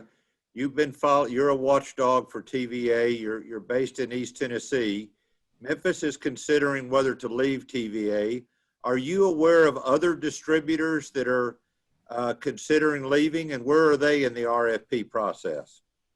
Well, it's a very good question, Carl. There are, as you know, 153 now local power companies throughout the TVA system, and there are a number, roughly 14, that have refused to sign the 20-year long-term contract. And of those, a couple, namely Voluntary Electric Cooperative in the middle of the Tennessee Valley region, which sort of runs through Crossville and connects Kentucky and Georgia. It runs the complete length of Tennessee, north and south. And then the North Georgia EMC, another cooperative, have both been involved in issuing RFPs, have gotten very positive responses to the RFPs. And it is our understanding that they are imminently on the verge of issuing their notice to depart. There's unidentified several other local power companies that have been watching this. So we would anticipate that there will be additional exiting of local power companies in the near future from the TVA system, which, as you know, leaves a higher burden for the cost as you begin to have this sort of migration off the TVA system. And my second question, you were on the PSAT. What is your belief that TVA is going to be able to lower its rates to Memphis by $70 million a year within the next 5 years? I think there are just unprecedented headwinds going against TVA.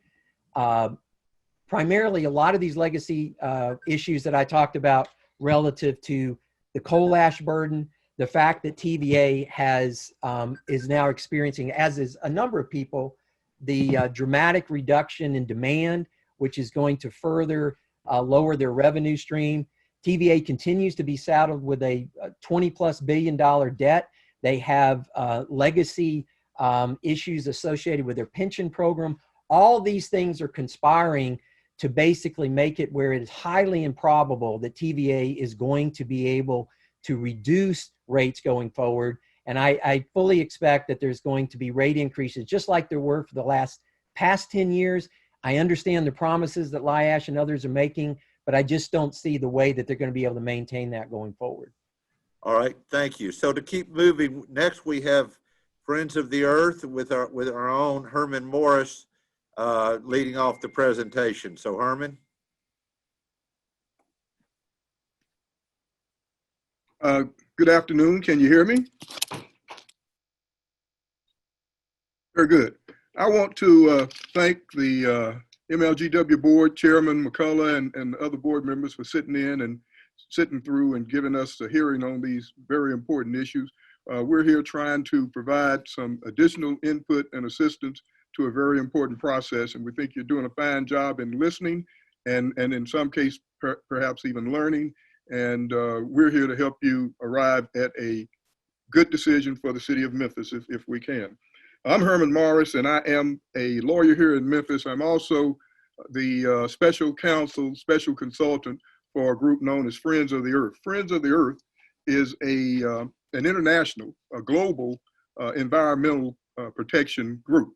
They're a nonprofit, and their objective in this effort is to basically be the provider of honest, objective, disinterested, and committed truth that you can rely on as you wrestle with these issues and decide what is the next best thing for Memphis to do after we decide to leave TVA. We're not trying to sell electricity. We're not trying to keep Memphis a TVA captive customer. We're trying to move forward and bet on the future as opposed to looking to the past. Next slide. Okay. So we're promoting opportunities for Memphis to obtain lower power and cleaner power and greener power at a lower cost. Next slide. It might surprise you, but this guy has a little bit of knowledge and experience in this business. If you want to find out about it, read the slide. I'm going to move ahead in the interest of time. Next slide. One of the things that I want to point out is that this isn't the first time MLGW has looked at leaving TVA, has had a study commissioned and prepared and examined the question. In 1999, we did the first study of this issue, and frankly, we were paying about $645 million a year as TVA's largest customer at that time. Next slide. The problem that we had at that time was that while we could do a study that would tell us that there were some benefits to leaving TVA, contractually and legally, we weren't able to do it. We weren't able to do that. So what we did, frankly, was we began to work. We worked in lobbying and going to Washington, D.C. to talk to our congressmen and senators. And ultimately, we were able to get several things accomplished. One was to change the size of the TVA board to add a corporate kind of structure with a board and a dedicated president. The other was to impact the decision to open up TVA to the kind of competition that the rest of the country was seeing. And we were successful on those fronts. Next slide. You might note that 20 years ago, we examined these questions, and a lot of the same issues still resonate today. They are, is Memphis paying too much for TVA power? Is Memphis being treated fairly by TVA? What about TVA's contributions and donations to our community and the composition of the board, and is there real equity for Memphis with TVA? Next slide. I'm not going to touch on all of these issues because I think a lot of them have been touched on prior to my opportunity to speak to you. But in 1999, we determined through the study that was conducted that Memphis could save $120 million per year with an alternative supplier. Spectrum Economics reviewed the TVA plan for their progress over the succeeding decade and determined that they would not be able to reduce their costs below their current level, their current then 1999 level, between 2000 and 2010. Then, as now, we're faced with a question of can TVA reduce their rates as promised, And then as now, it is our belief that they will not be able to do so. And in fact, that the rates will go up. And then the bottom line is they went up a significant amount. And the way you can tell that is in 1999, we were paying $645 million a year. We're about double that now. Next slide. I'll skip that. I think someone has already touched on TVA is not the lowest cost in the region, but I will dwell on this slide for just a moment. And it is a graphic representation. You probably can't read all the small printing, but you can see the red and the green colors. The red is TVA and what their costs are or were in 1999. The green is what alternative suppliers could have provided power to this community for in 1999. Then as now, we're still seeing alternative supply options doing a much better job, a significantly better job in holding and providing lower rates than TVA is. Next slide. I'm not going to dwell on the cost pressure. The Synapse report and analysis took a deep dive on that, and Kenji Takahashi is going to follow me, so I'm going to move on. Next slide. Is Memphis being treated fairly? And I think that's a question that was addressed early on. And the facts are that Memphis in 1999 was 11.3% of TVA's total sales. Next slide. As an 11.3% sales partner, we were their largest customer. But in 1999, of the 13,322 employees at TVA, only 192, that is 1.5%, were housed in the service area of their largest customer, Memphis. Next slide. Herman, I might point out that it's half that now. That's true, and it's probably as a result of the transitioning from the Allen coal plant to a more a less labor intensive gas operated plant. The distribution of jobs is essentially a way, next slide, that you have of returning something to the community without returning to the community. And if you look at the jobs that we have in Memphis, or we had in Memphis in 1999, then as now, a very small percentage of those jobs were in Memphis. And then as now, the return, the money that came back to Memphis for that $645 million that we paid to TVA each year was only about 1.85%. At the same time, then as now, Chattanooga was getting somewhere around 74% of their money returned back to their community by way of salaries paid to TVA employees located in their communities. Next slide. This is something that I'll just touch on it and move on. It seems to me that we're subsidizing a lot of the recreational facilities that TVA has. We're subsidizing them because they're remote from our community. There are 20 some odd lakes and other recreational facilities that TVA has for, obviously, its customers, but we have to drive a long way to get there. They're not in our backyard, and frankly, for many of our citizens and our ratepayers, they're inaccessible. We are, in fact, subsidizing the rest of the valley's enjoyment of these facilities because we can't get there. Next slide. Donations, I think, has already been touched upon. TVA has not really been a stand-up performer in terms of their donations to this community, whether it's the United Way campaigns or whether it's the other efforts that we have generated to uplift this community, either in economic development or participation in charitable efforts. One example is, well, we haven't seen the types of contributions to our museums or to other facilities, or frankly to our chamber, at least not in 1999. And I would submit, then as now, their contributions to this community still pale by comparison. Next slide. I'll skip the board. I think somebody's already touched on that. It is not as diverse as we would like to see in Memphis. And as we come down the home stretch, if you want to see what diversity looks like, next slide. This isn't diversity. Next slide. this is. Next slide. The equity for Memphis is a simple argument. We've been a customer of TVA for 80 years, and we've been a good, largest paying customer for TVA for 80 years. We haven't been treated that way, and we haven't been treated well by TVA in those 80 years, except lately they've shown a lot more attention as we look and seriously consider pursuing an alternative supplier of power. Next slide. If you look at the 1999 report, there are at least 11 industry expert reports over the 20-year period that we covered that say that Memphis has an opportunity to save $120 million $1999 up to $450 million 2020 dollars if it looks for and secures another source of power other than TVA. Why? Because TVA is higher and other power out there is cheaper and more accessible. It is simply a matter of betting on the future. We had a similar situation once before in the gas side of the company when we were trying to determine whether or not it was worthwhile to go on the spot market and purchase gas instead of going with long-term contracts.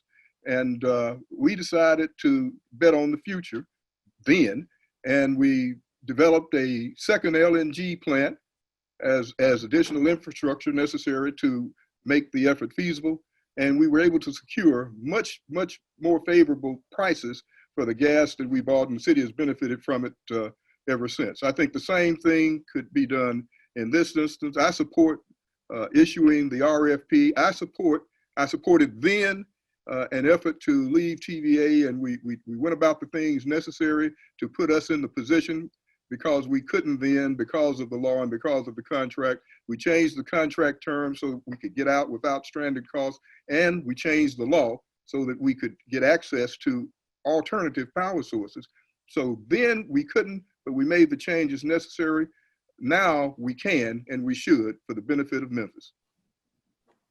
Thank you. And now I'll turn it over to Kenji Tashihashi, who will present a further analysis from the Synapse Energy economic entity that developed a report on behalf of Friends of the Earth. So Kenji, I could just ask you this because we're running way behind.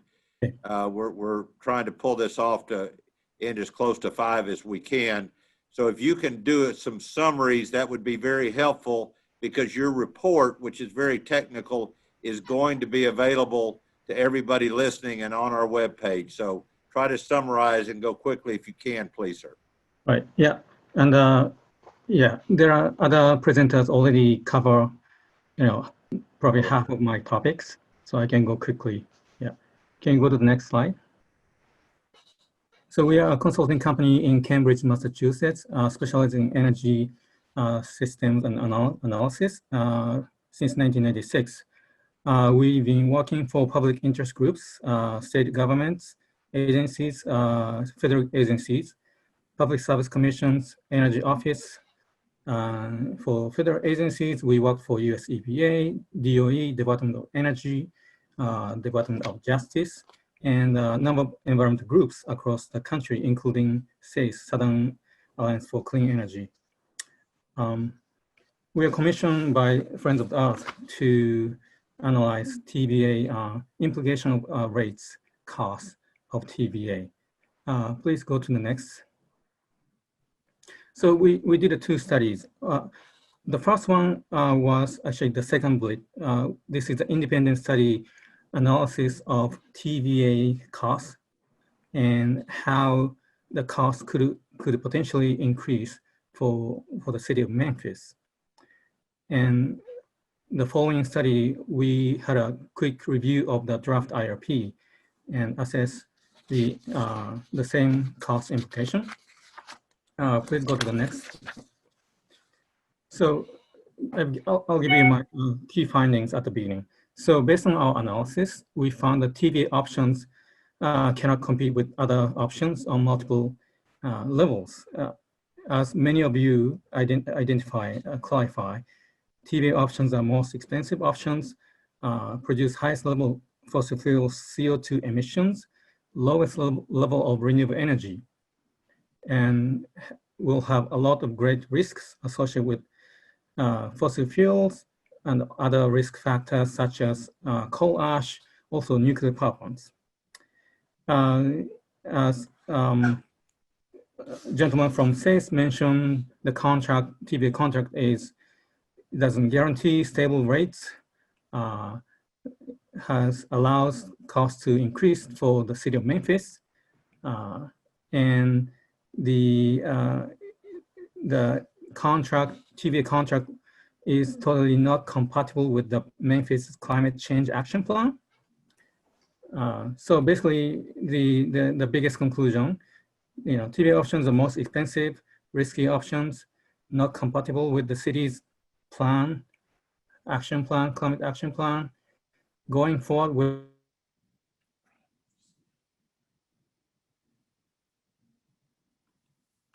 non-TVA path would represent the most. Can you kind of just flip, because you've gone through your conclusions and findings, and this report's going to be available. Are there any other highlights that you want to point out? Yes, so I can go very quickly. So yeah, could you go to the next slide? And next one. And I can skip these. Basically, these are showing this slide, and next slide is showing what I said, most expensive and the least environmentally friendly. Next slide. Okay, so these are the highlights of our independent analysis. Basically, we identify many risk factors and analyze 5 as shown here. Right. Coal ash remediation, fossil fuel price increase, carbon prices, early retirements of coal units, low departure. Coal ash remediations. So as Stephen Smith mentioned from SACE, the cost of coal ash could be much more. We review in detail TVA's financial statements, 10K. I identified the risk and how much it could cost. TVA already includes the cost to remedy coal ash. However, they admit that cost could be more.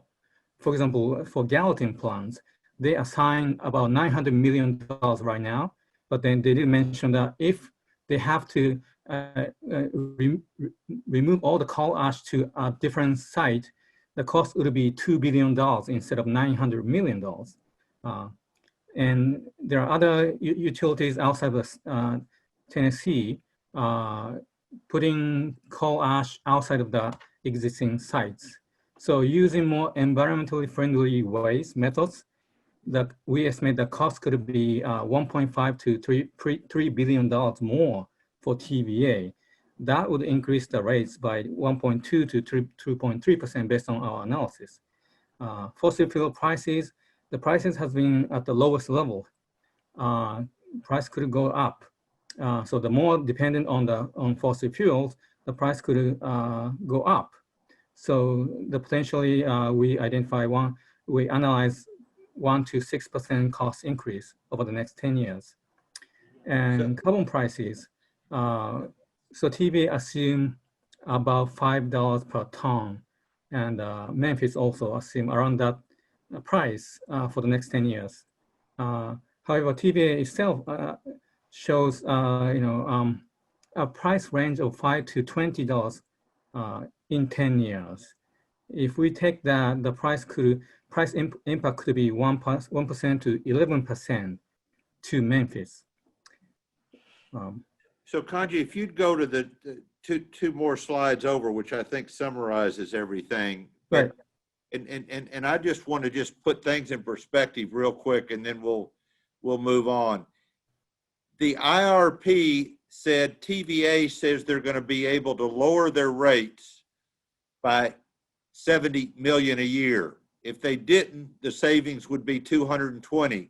If you believe the report you're looking at now, not only will they not be able to lower their rates, but this report says they're likely going to have to increase their rates by 9 to 34% over the next 10 years because of this $5 billion of coal ash facing them, of getting rid of the old fossil fuels, carbon prices going up. solar is going down, they don't have solar, and they have all these nuclear plants that are on average 60 years old, and not to mention what you heard from Stephen, some of the companies in East Tennessee and Northern Alabama and Northern Georgia that are going to be leaving TVA in all likelihood. So is that a fair summary of it? Yeah, that's totally true. Yeah, right. So if you would, Conchi, go just flip through the next two slides. Yeah, maybe we can stay here. Yes. Right. Finish there and. Yeah. I mean, this is the last one, basically. Yeah. So I mean, a chance of happening, chance of for 5 factors, risk factors happening at the same time is very rare, right? But then there are so many other factors, risk factors, as I show here. So I would say, the potential cost increase range is reasonable. Here, other stuff, nuclear waste decommissioning costs, the final deposit site hasn't been determined for the last few decades. If the TVA has to deposit on their own sites, the cost would be much higher, which is not part of the plan. Nuclear power plants, TVA mentioned small mobile reactors in one of these scenarios. So that would also increase the cost if they decided to, build it. Cost of that is very high, could increase. Employees, 10,000 employees, salaries could increase. Rising temperature due to climate change affects hydropower plant owned by TVA, right? And the efficiency of natural gas and coal power plants. So go to the next slide, because folks, you just heard from a genius young man that I've had the pleasure of talking to. They've done these studies, and it is ludicrous to think TVA, who has never had a history of lowering rates, is going to be able to lower rates. And when we say what the savings are, we're saying based off today's rates, if the rates go up, with Conchi is saying they will, and most every other independent person says they will, the savings will only go that much greater. So our alternative is really only one, to go to MISO. So we've invited them to come introduce themselves, the Mid-Intercontinental, well, I'll let them explain themselves. So MISO, y'all are on. Hi. Thank you. Thank you. Oh, are we actually, I'm sorry. We're going to do Bill McCullum first and then MISO. I apologize. So Bill is the former Chief Operating Officer of TVA and was at Duke Energy for 20 years before that. He has spent his career in energy and currently works for the nuclear development. So we've asked Bill to talk about, can TVA do what they say about not letting us use their TVA lines, and what is it about their reliability different than anybody else's? So Bill. Thanks, Carl. So Carl is complimenting me by making me a good bit younger than I actually am. I actually spent 33 years with Duke Energy, and along the way led the group that did IRPs for Duke for the Carolinas operation, and at one point led all the regulated generation for Duke, and then spent 5 years as Chief Operating Officer of TVA. So next month will be 46 years that I've spent in the electric utility business. I want to take just a few minutes and talk about electric transmission design reliability. Next slide.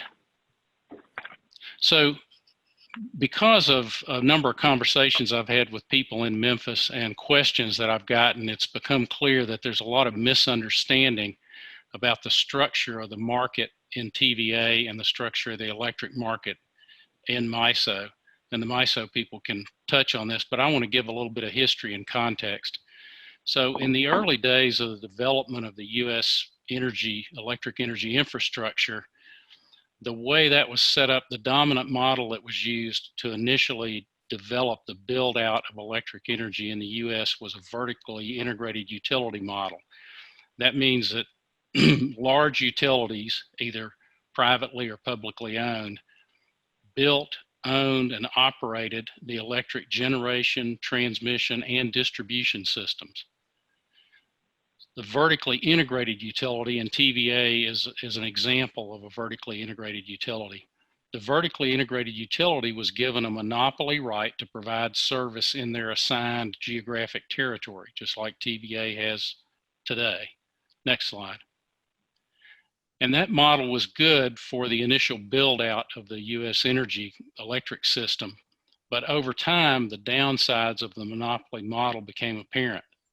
There's many bullets I could list, but a couple that have been alluded to already with respect to TVA is bureaucratic operation leads to excessive costs, and the organizations are inherently resistant to innovation.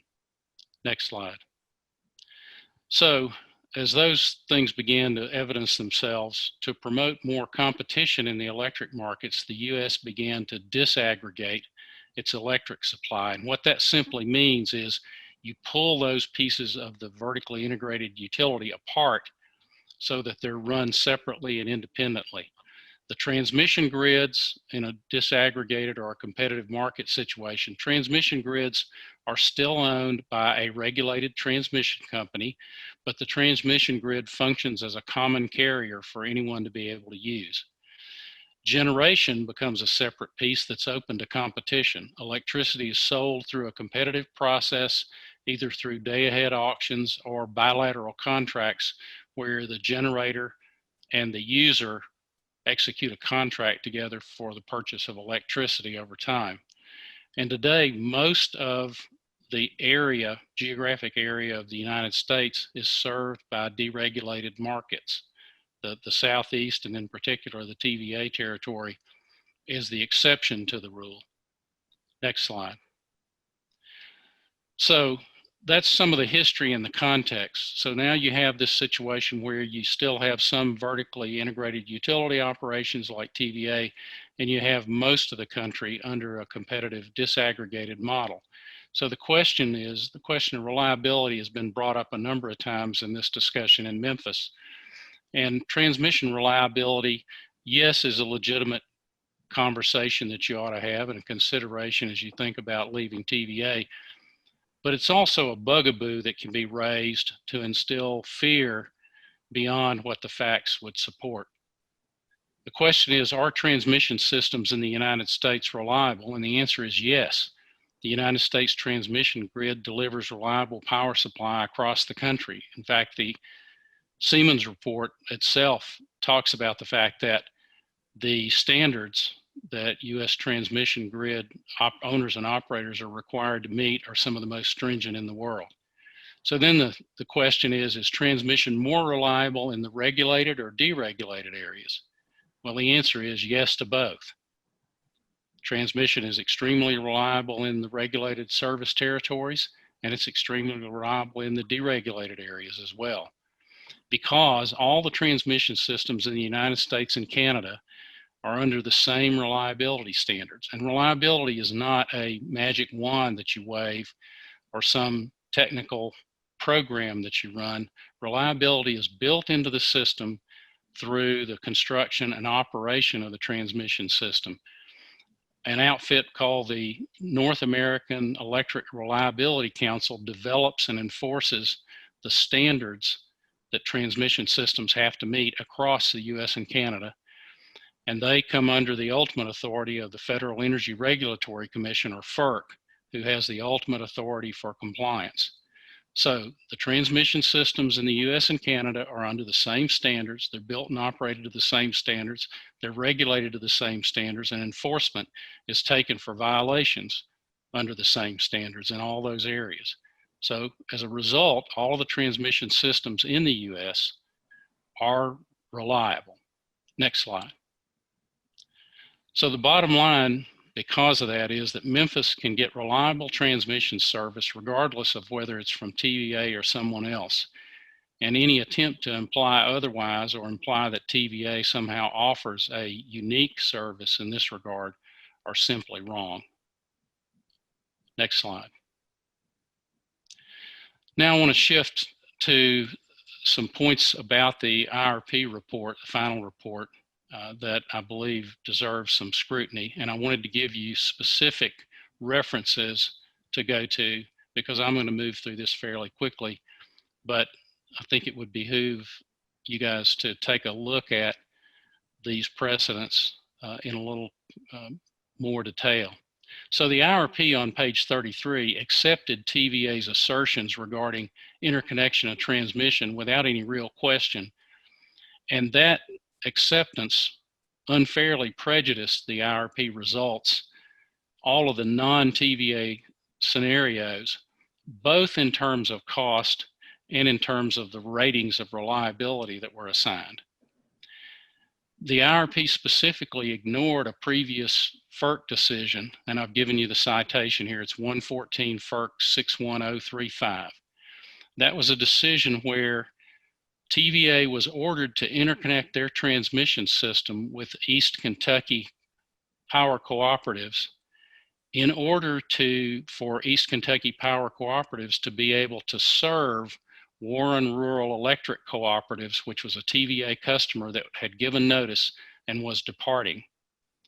So East Kentucky applied with TVA to interconnect in order to serve that customer. TVA refused. It went in front of FERC, and FERC issued a final order to TVA telling them they had to interconnect. This is different than what you'll hear from TVA, but it's a fact.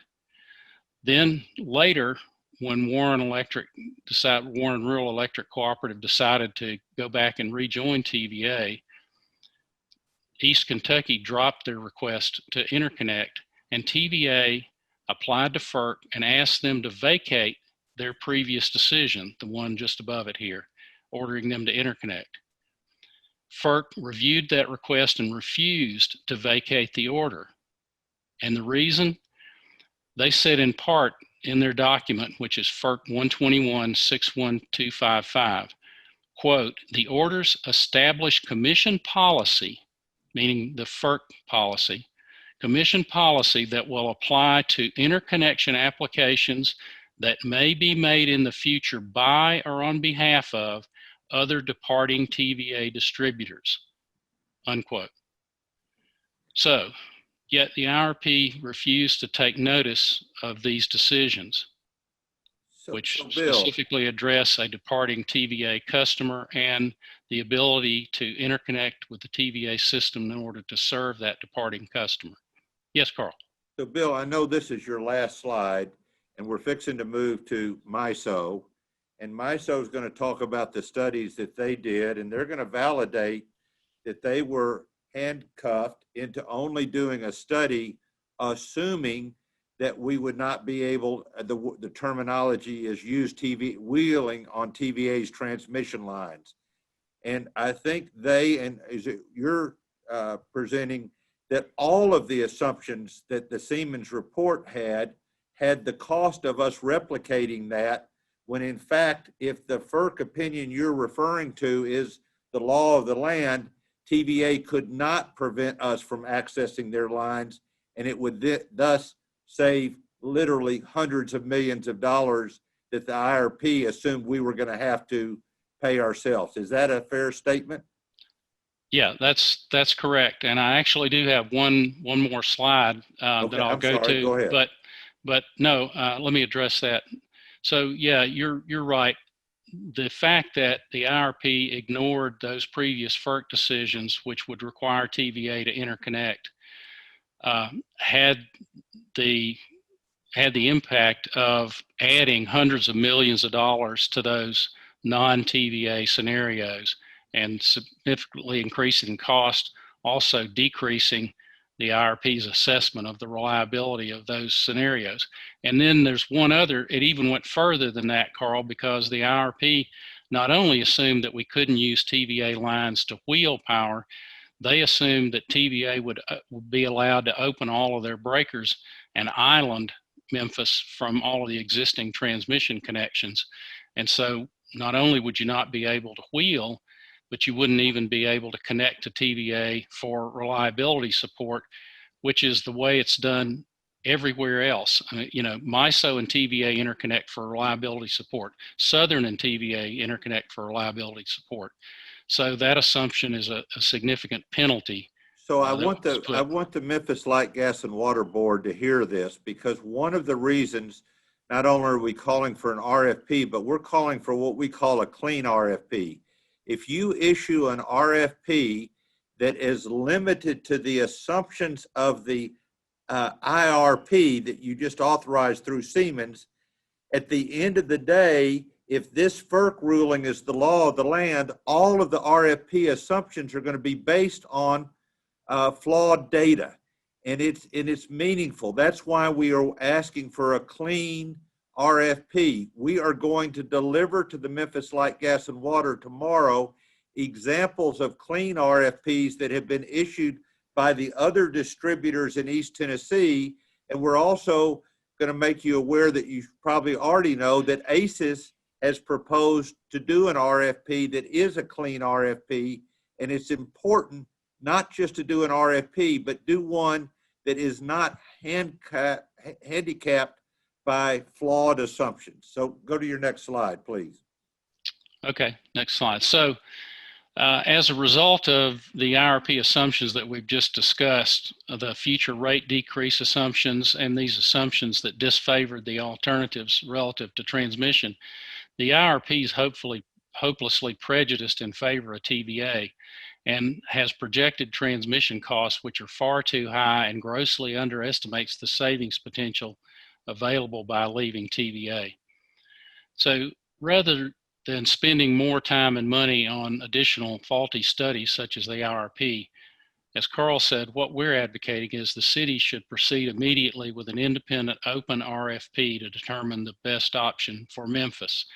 And this would mean issuing an RFP that puts minimal restrictions on the types of bids and responses that can be provided, and then accepts all comers, because people may come up with options and alternatives that are much more creative than you could think about in advance. And then you have the option to evaluate all the offers, see what the best options are for Memphis, and make the right decision.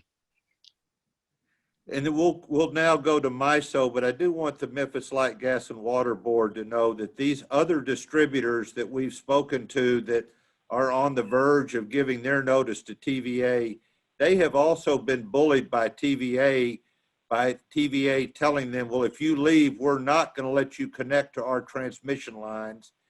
And they plan on, just like you should, referring to the established law, the Federal Energy Regulatory Commission, and no transmission line operator in the country can do what TVA is trying to bully others into saying that they're going to do and not let you use their transmission lines. It is an interconnected country that we have, and TVA is trying to be a monopoly, and they're not going to be able to get away with it. But if you fall into the trap of issuing an RFP that limits the scope of the RFP to assuming you have to rebuild those transmission lines, you will have made a big mistake and wasted a lot of time. But lastly, I want to point out is, even with having to rebuild the lines that we say you don't have to, the IRP said you would save $150 million if TVA lowered its rates by $70 million, and you'd save $220 million if you compare it to today's rates. That's serious dollars, $220 million a year annually, and that's with having to replicate TVA's lines, which we just heard pretty good testimony that you won't have to. So our alternative is the Mid-Continent Independent System Operator, so I'll turn it over to Melissa. Thanks, Carl. This is Melissa Seymour. I work at the Mid-Continent Independent System Operator, also known as MISO. Daryl Brown, my colleague, and I are going to give you a brief overview of who we are, what we do and what we don't do, and why we bring value to the region that we operate in. And I'm going to talk a little bit at the end about the analysis that we did for MLGW and Siemens with respect to their IRP. So with that, I'm going to turn it over to Daryl to start the presentation, and then I'll pick it up in a little bit. All right, thank you, Melissa. Again, Daryl Brown, Executive Director of External Affairs for South Region. I'll start with a bit of an overview. MISO was founded in 1998 and gained FERC approval as the first regional transmission organization in 2001. MISO is an independent non-for-profit grid operator and as a 501c4 organization that is operated exclusively for the social welfare. Operations and objectives, right? Our goal at MISO is to ensure that electricity is delivered reliably and at the lowest possible cost. From a scale and scope perspective, as you can see here on this slide, we serve a large footprint. It's all a part of 15 states and 1 Canadian province with about 42 million people served. Our headquarters is in Carmel, Indiana. We also have centers in Eagan, as well as Little Rock, Arkansas, which is where I'm located. And we have approximately 174,000 megawatts of generating capacity. 20,000 of that is wind resources. Next slide.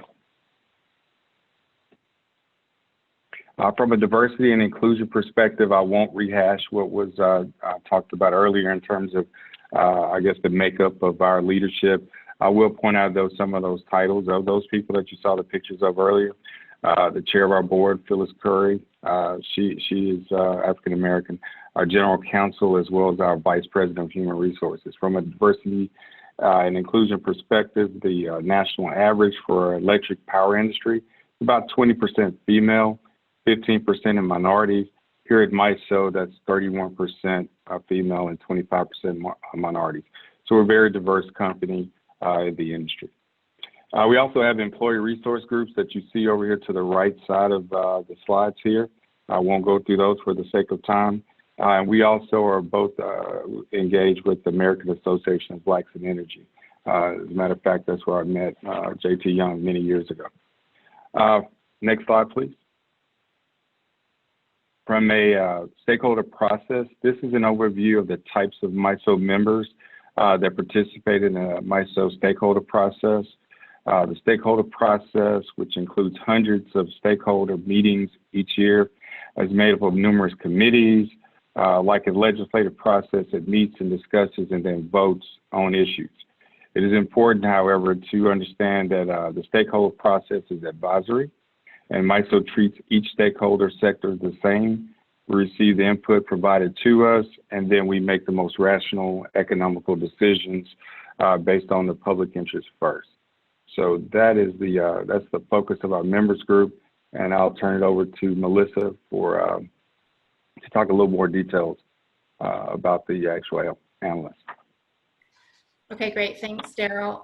So this is, I just wanted to give you a brief overview of MISO's fuel mix over the last several years. So this is a view of our annual energy generation mix that you can see from 2005 through 2030.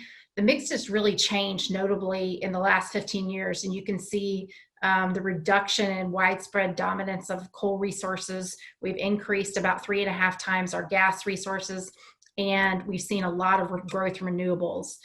This was really paired with a change in the overall margin that we had on our system of resources above load. We went from a pretty hefty margin back in 2005 down to a pretty reasonable 15 to 19% margin in 2019. So looking forward at the pie chart in 2030, it really reflects what our members are doing with their integrated resource plans and some of the announcements that they've made about the resource mix that they're changing. With those changes, we could quadruple the amount of renewables we see in just 10 years or possibly less. Notably not shown here is the significant portion of solar generation we're seeing and the reduction of reliance on coal resources. So really you can see by the pie charts that MISO is really seeing this significant resource change, and our members are the ones that own the generation and transmission. We just facilitate the movement of that generation across high voltage transmission lines. So that's how MISO plays a role in this process. But our members, we work with them to make sure we have market rules and operations and planning are all aligned to make sure that they can incorporate as whatever portfolio change they want. And so if MLGW were to join MISO, they would get access to this diverse resource portfolio mix. Next slide, please. So after launching the energy market in about 2005, the value that MISO adds to the region became apparent. And we wanted to quantify that value, and we do that through this MISO value proposition. So this was done in collaboration with our stakeholders, and it measures MISO's achievement and value to our members.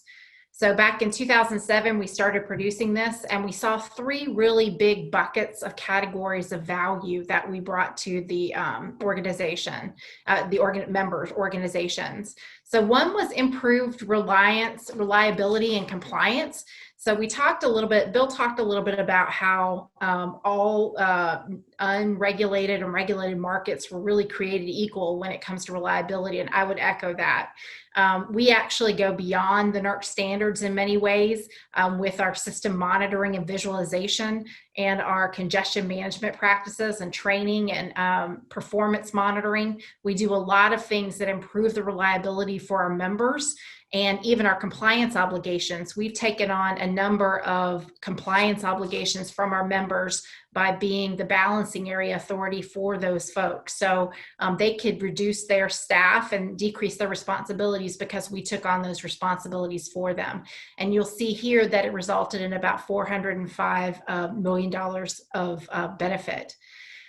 The next category of benefits was more efficient use of existing assets. And this is really talks about how we are able to dispatch generation over all those transmission lines to get the lowest cost energy to the customers. So we stack up our generation from lowest cost to highest cost, and every day, every second, we dispatch what is the least cost solution to make sure that the customer's energy needs can be met. And that's really where this savings come from. But the biggest savings that you see is reduced need for additional assets. And that really, what that is because we have such a diverse footprint, you're able to use less assets to meet, and what I mean by assets are generation resources to meet the needs of the customers. So before, each utility would have to hold a considerable amount of generation in excess of its load to make sure it had enough cushion in order to meet those requirements. But now we don't need that because we have diversity across the footprint. So you don't have to hold as much as an individual utility would have had to hold in the past. And that diversity means you don't have to build as many assets as you would have had to previously to meet those requirements. So that's really where the significant benefit comes from in our value proposition. MISO's annual operating costs are about $300 million. So you'll see here the total net benefit of about $3.6 billion in 2019. And you'll see the cumulative savings since 2009 are estimated to be about $27 billion. So at the end of the day, consumers or customers save about more than $3 billion a year, which equates to for about every $5 that a customer would spend, we would provide about $60 in added value services and benefits back to them annually. So next slide is, I just wanted to give you a brief overview of what we did for MLGW and Siemens when we were asked to look at their portfolio. As Carl mentioned, we were given the portfolio or the resource selections and transmission mix from Siemens to look at. And we looked at really two different scenarios. You can see here from resources and no resources. So we had one where we had local generation that was inside the Memphis area that included some gas plants, some solar, and some wind. And then we had one analysis that looked at no local generation and all transmission, where we included more transmission expansion in that to connect to the MISO system. To make sure, we looked at it from three different perspectives, whether we were adequate in the amount of resources that we had to meet those requirements, and whether we had enough transmission to be reliable on the system, because reliability is our #1 goal. And then what was the impact to the market? Did they save money by being part of MISO for energy costs, or did it cost money? So from a resource adequacy perspective, it looks like that by being either part of our Arkansas zone or their own zone, that was beneficial for them to participate in the MISO market really under both scenarios. So if they were no transmission, they would have to be part of our Arkansas zone. but there was adequate import capability to make sure that they could participate adequately from a resource adequacy perspective. So Melissa, I've got just a couple of questions for you, and then we're going to hear from Entergy if I could. So you talked about reliability. MISO is 21 years old. Have you ever had a blackout? No, we've never had a mass blackout. You've never had a reliability issue, and TVA hasn't in a long time either. The point is, it's false to say one's better than the other. And you just, and I wrote down what you said, you were given the portfolio mix to look at by Siemens.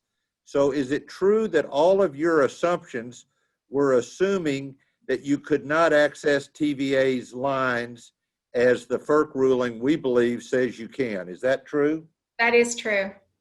And so it's true that you haven't even looked at what could you do if you were not constrained by not being able to access the TVA transmission lines. Yeah, that's true. And would you also say that in your professional opinion that the Siemens report was very conservative, as the word you've used when we've talked? Is that still fair? Well, I would say that they have the assumptions that they've used in there were good assumptions. I mean, I think just from Siemens' perspective, they've had a lot of, they do this a lot during and around the business. And I think that the assumptions that they used were the best that they had at the time. So. Right. So listen, in the interest, I don't want to, is there any other points you want to make, Melissa? I don't want to. No, I'm good. Okay. So listen, folks, we've got two other quick presentations. One is from Entergy Mississippi and Entergy Arkansas. They service West Memphis, they service South Haven, and they both joined MISO, and they're our neighbors, and we asked them to share their experience. But I do want to go back. I forgot to ask Melissa one question. You all keep hearing us refer to ACES is who we want to do the RFP. ACES, like MISO, is a nonprofit, and ACES was started by a bunch of distributors inside of MISO and does most of the procurement work for most of them inside of MISO, and probably knows MISO better than anybody else. Would that be a fair statement, Melissa? Yeah, they're an energy management company that provides that commercial and risk management to a lot of you members and customers in our market. So they provide a lot of feedback and input into our market. So if the Memphis Light, Gas, and Water Board and City Council are asking why are Jim Gilliland and 450M for Memphis pushing ACES, we have never spoken to ACES, but we have checked them out, and they're independent, nonprofit, and they know MISO, and they've done a lot of the work, and they have said and offered to the mayor and to JT Young that they can get this done in 90 days. So why go try to reinvent the wheel at a cost, by the way, of $250,000, which is a third of what we paid for the Siemens IRP reports, not apples to apples, so that's not fair. But I could have been asking everybody, and ACE's reputation is beyond a reproach. So with that, we'll turn it over to Entergy Mississippi and Entergy Arkansas. Thank you, Carl, and thank you, Madam Chairwoman and members of the Commission. I'm Haley Fasackerly, President CEO of Entergy Mississippi, and also joining on this call is Laura Landrew, the President CEO of Entergy Arkansas. We'll hand it over to her in just a moment here. Before we get into our presentation, I do think there's an important clarification I want to make, and that is we're not here today to speak against TVA. We have a great deal of respect for TVA. We work with them on a lot of different organizations. They've done a lot to help the South, and a boy from North Mississippi who grew up in that area, I'm appreciative of what they've done to help the economy. What we do recognize, though, is the Commission, you all have a decision to make, and you have choices in front of you. And there's a lot of change happening in this industry. When Herman was talking about the last time this was looked at in 99, you heard Terrell say that MISO was just formed in 98. The markets opportunities are new to our business with a maturation of the wholesale markets. There's a lot of change happening in our industry. What's also unique is this change is being driven to us because of technology, because of customers' expectations, because of sustainability goals, and we're also finding out there are other ways to deliver that energy. And we're going through those changes. And one way that we met that change was pursuing a way to provide electricity to our customers differently. And we did that by joining MISO and have been very pleased with that move. It has moved us into a competitive market. It has provided us with more efficient, diverse, clean energy sources. It's provided us more transparency, and it's allowed us to produce over $1.5 billion in savings in our 5 years alone there, making us one of the lowest cost utilities in the country and one of the cleanest. Next slide. So real quick, this is just a highlight of who Entergy is. If you're not familiar with us, we're your neighbor. We operate in Arkansas, Louisiana, Mississippi, and Southeast Texas, and also the city of New Orleans. Those are 5 separate vertically integrated investor-owned utilities. Laura and I are responsible for Arkansas and Mississippi, respectively, but as a whole, the entire Entergy serves almost 3 million customers with 30,000 megawatts of generating capacity and over 100,000 miles of distribution and 16,000 miles of high voltage. I'll hand it over to Laura now. Next slide. Thanks, Haley, and thank you all for having us this afternoon. We thought it would be helpful to briefly walk you through the steps that Entergy took when making the decision to join MISO and to highlight the benefits that our customers have received as a result of that decision since then. As Haley mentioned in his opening remarks, several years ago, we recognized that our industry was changing and that organized markets played a key role in that transition. So after decades of operating as an integrated system along that footprint that Haley showed you in the previous slide, we undertook an evaluation of what other options were available, including joining MISO. From a process standpoint, I just wanted to give you an idea of the time frame that decision took. We undertook an evaluation that was approximately 6 months. And then following that, we spent another 6 months educating our key stakeholders on the results of our evaluation. And because we are regulated by our respective public service commissions, we had to seek permission to join MISO prior to doing so. That process took approximately 12 months with all 5 regulatory bodies approving the move. And then we spent another 12 to 18 months preparing for and planning for that system integration. So as part of that process, we selected an independent consultant to undertake a cost-benefit analysis of joining MISO versus our other options. And then we completed our stakeholder outreach and regulatory approval process, which included several meetings such as this, technical conferences to educate our stakeholders and members of the public on these benefits that were projected in the cost-benefit analysis. That whole process resulted in all 5 regulatory bodies, our key stakeholders, and members of the public, both state and federal regulatory bodies, all concurring that joining MISO would produce net benefits for our customers. The integration process involved obviously heavy IT work to integrate our systems. We undertook employee training and education and invested in new meters and communications infrastructure. This is the time frame that we undertook, given the size and complexity of our system and our regulatory models, and it may be different for MLGW, but it's certainly reasonable to assume that it can be accomplished within the 5-year notice window. Next slide. On slide 4, we've depicted what our independent evaluation projected our annual savings to customers would be versus what our actual savings have been to date. And as you'll see from the chart, which is broken down by the 5 operating companies, you'll see in the column entitled Total, the black line representing the total projected savings versus the actual savings realized. As Haley mentioned in his opening remarks, that's approximately $1.5 billion over the time frame of 2014 to 2019. Next slide. On this slide, we were intended to show how our customers have actually realized those savings, and it's through what much of Daryl and Melissa described to you in their presentation.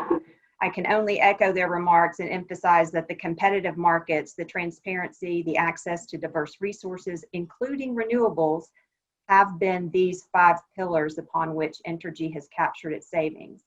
And to honor the request not to repeat what another speaker has said, you can read below that Entergy has actually realized those types of savings that Melissa and Daryl described in their presentation.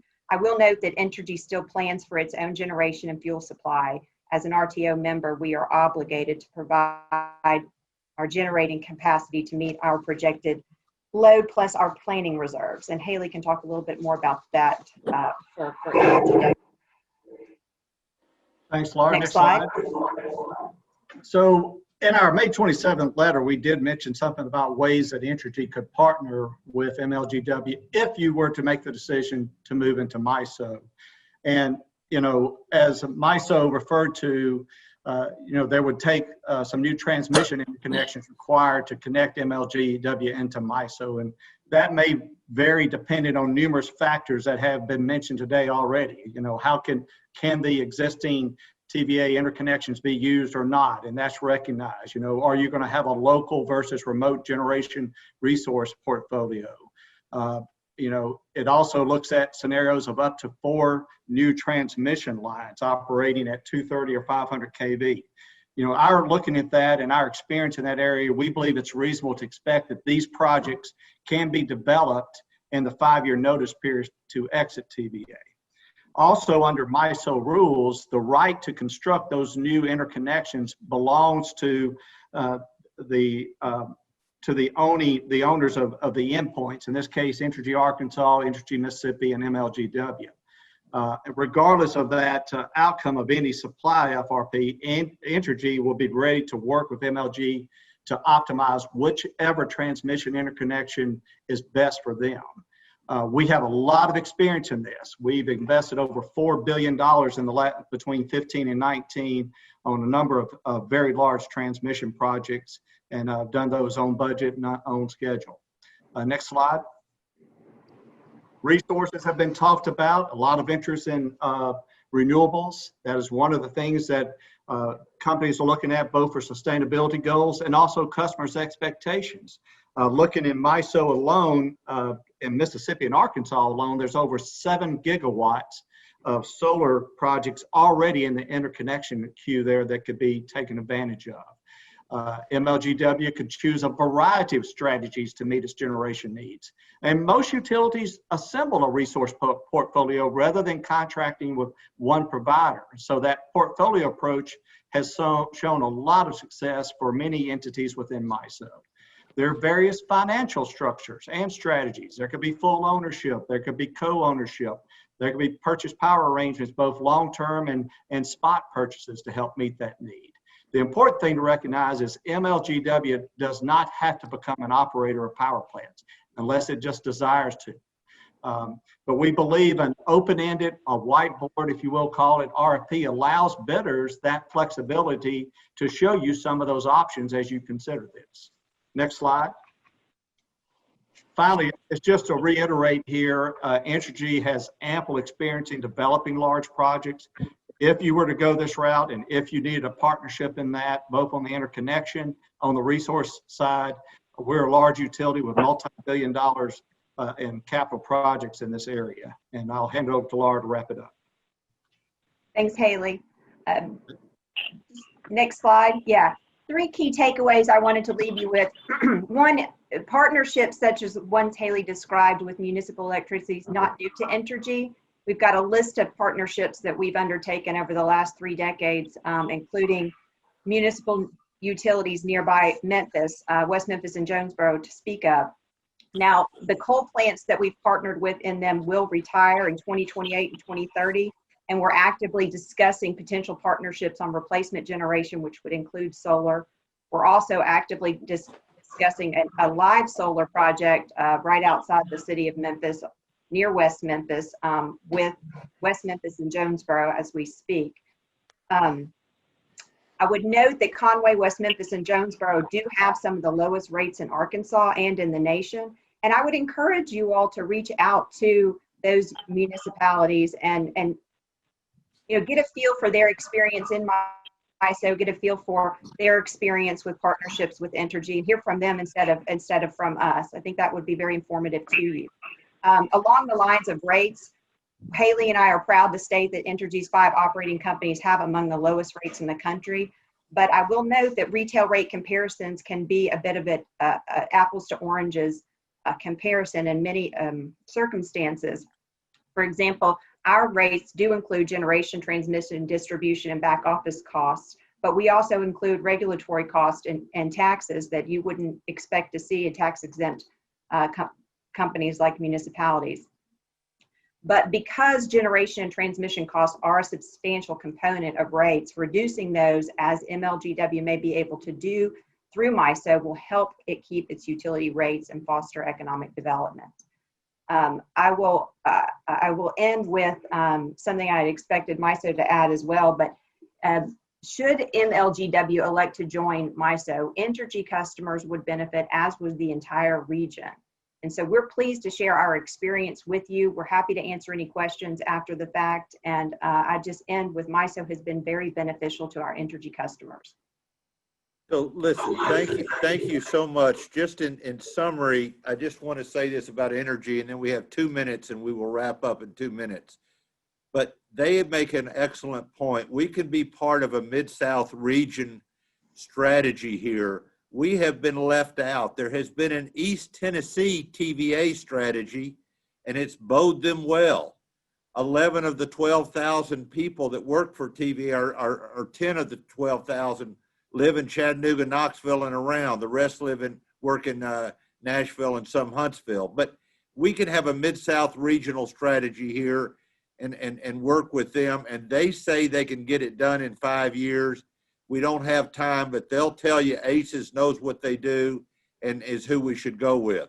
So we have one last thing. Folks, we started this out with a lawyer's opinion that said we can take the savings and half of it can go to the city council and half of it can go to ratepayers.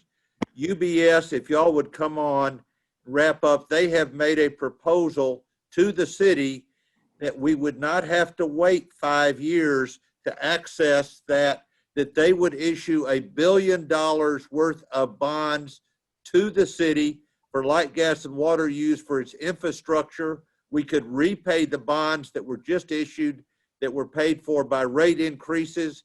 We could use it for other infrastructure. We could use it for the general fund, et cetera. And this is one of the largest investment bankers in the country. So Laura, would you just describe what I just said accurately or inaccurately? Yeah, Carl, this David Moffitt with UBS. Appreciate the opportunity to speak today. We have put forth an unsolicited proposal to the city to take advantage of a difference in power cost once an RFP has been RFP process has been put in place and forward starting power purchase agreements have been signed for a different power provider, assuming the savings are there, starting in year 6 after the TVA termination period. A few of the constraints to a bond issue like this in the state of Tennessee and certainly from the Fed standpoint are the Tennessee Revenue Bond Law provisions, the Local Government Public Obligations Act, and the federal tax regs. And we feel like we have come up with a structure that utilizes convertible CABs or convertible capital appreciation bonds, which accrete interest during the 5-year termination period and then convert to a current interest bond in that year 5. And then we ran them out for a 20-year period. And as Carl, you mentioned, that got us to the $1 billion number. That was, I'll say, somewhat arbitrary, but that was the number that we were sort of focused on. And we feel like the structure of that particular bond is scalable, both upward or down, depending on how the savings come in after the RFP process. So from a legal standpoint, we do feel like the state comptroller would have to weigh in on reviewing that plan of finance. But for the other legal hurdles, we've in Tennessee and on the federal level, we feel like that structure meets those hurdles. And then from a credit standpoint, I would say that the structure that we've put forth insulates the credit of the city and MLGW's existing debt and credit, and it's similar to a structure that MLGW used for their electric prepaid that they did back in 2003, and another transaction that MLGW is a part of, which is the Tenergy gas prepaid transaction that utilized a special purpose vehicle that was separate and apart from MLGW and insulates them from that credit. And so, UBS has made this proposal to the city, and I'm putting you on the spot, so I don't know the answer to this, but do you have something that we could post on our webpage for people that could study this proposal, or is that too proprietary? No, it's not, and this idea is actually in the public domain. I'm not sure it's on your website, but it has been picked up by another website. But we certainly can work towards getting something posted to your website. We've got to go through the internal process, as you can imagine. Well, if you would do that, and I appreciate it. I know you had to go through a legal process just to be able to clearance to testify here. Since we're past 5 o'clock, I just want a couple of closing statements, folks. The late David Freeman, who was CEO of TVA for 15 years, said that TVA is the last energy monopoly in the country. We believe in the free market. TVA is a dinosaur. Their rates are no longer competitive because they've tied themselves. They made the wrong energy bet. Their nuclear plants are 60, 70 years old. Their coal ash plants are causing $1 billion of cleanup. And on top of that, like so many monopolies, they have started acting like it doesn't matter. They've got a bloated bureaucracies. And furthermore, I hope you've heard enough today to convince you that they have not been a good partner to Memphis. They have taken advantage of us for 80 years, and they're too expensive, and they're not environmentally friendly to the alternatives. So we end with what we started with. The next step is for Memphis Light, Gas, and Water and or the city of Memphis to issue an RFP. We are asking you to do it to ACES because we want somebody that can hit the ground running. They are MISO's go-to. They are a nonprofit. They are nationwide. They're one of the best. They've done most of the work, and they have said we can get this done in 90 days. And if we're right, and we may not be, that's $1.5 million a day every day you delay. So we're just, you're going to do an RFP, we're convinced, but do one without any handcuffs. Do not let it be restricted to the assumptions that the IRP had, which I hope you believe are at least challenged and flawed. So thank you all. Y'all have, whoever's listened has taken 2 hours of their time. And if you've got questions of any of these presenters, go to our webpage, abetterwaythantva.org. Send us the questions. We'll connect you. We will post this presentation as the chairman asked. And thanks everybody for taking so much time on this issue. Quick question, Carl. Who at the cities reviewed this bond issue idea? I will let UBS answer that. Hey, it's David Moffitt again. So we've presented this idea to Andre Walker and his team. I don't know who Andre Walker is. Who's Andre Walker? He's with the deputy finance director in charge of debt. And Mitch, I just happened to know because he told me, but Jason Yarborough, who is bond counsel for the city, they sent it, what's that firm, Bolt Cummings? What's the firm Jason's with?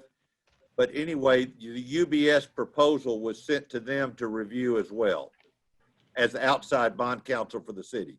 Yeah, the Michael Bradshaw with Butler Snow. Butler Snow, that's the name of the firm. A memo addressing the idea to the city council that was dated May 15th, 2020. Yeah, okay. So nobody up in Chief McGowan or the mayor's office or anybody like that, or the CFO for the cities nobody's reviewed this, is that correct? No, I think they turned it over to Butler Snow and asked for them to review it on their behalf. That's how Butler Snow got it. They're the city's bond attorney. It was presented to the mayor and Doug McGowan, and they referred it to get bond opinion. Mitch, we'd have to run a lot of numbers. We'd have to let Dana and our council look at it too. Yeah, and I'm just not 100% sure that the city sent that out and that anybody above the person you just mentioned knows anything about it, but we'll see. Yeah, you may be right. Yeah, there's a lot of work to be done. Yes. We're happy to share the idea with anybody that'll listen. Okay. Any questions or feedback from any of the commissioners?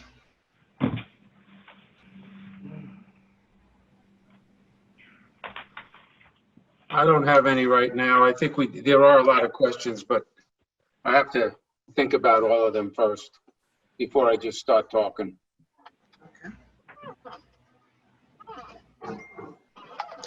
So this is more to the MLGW team. So will we be ready on Wednesday? No. I didn't ask you, Commissioner Wish. Oh, I'm sorry.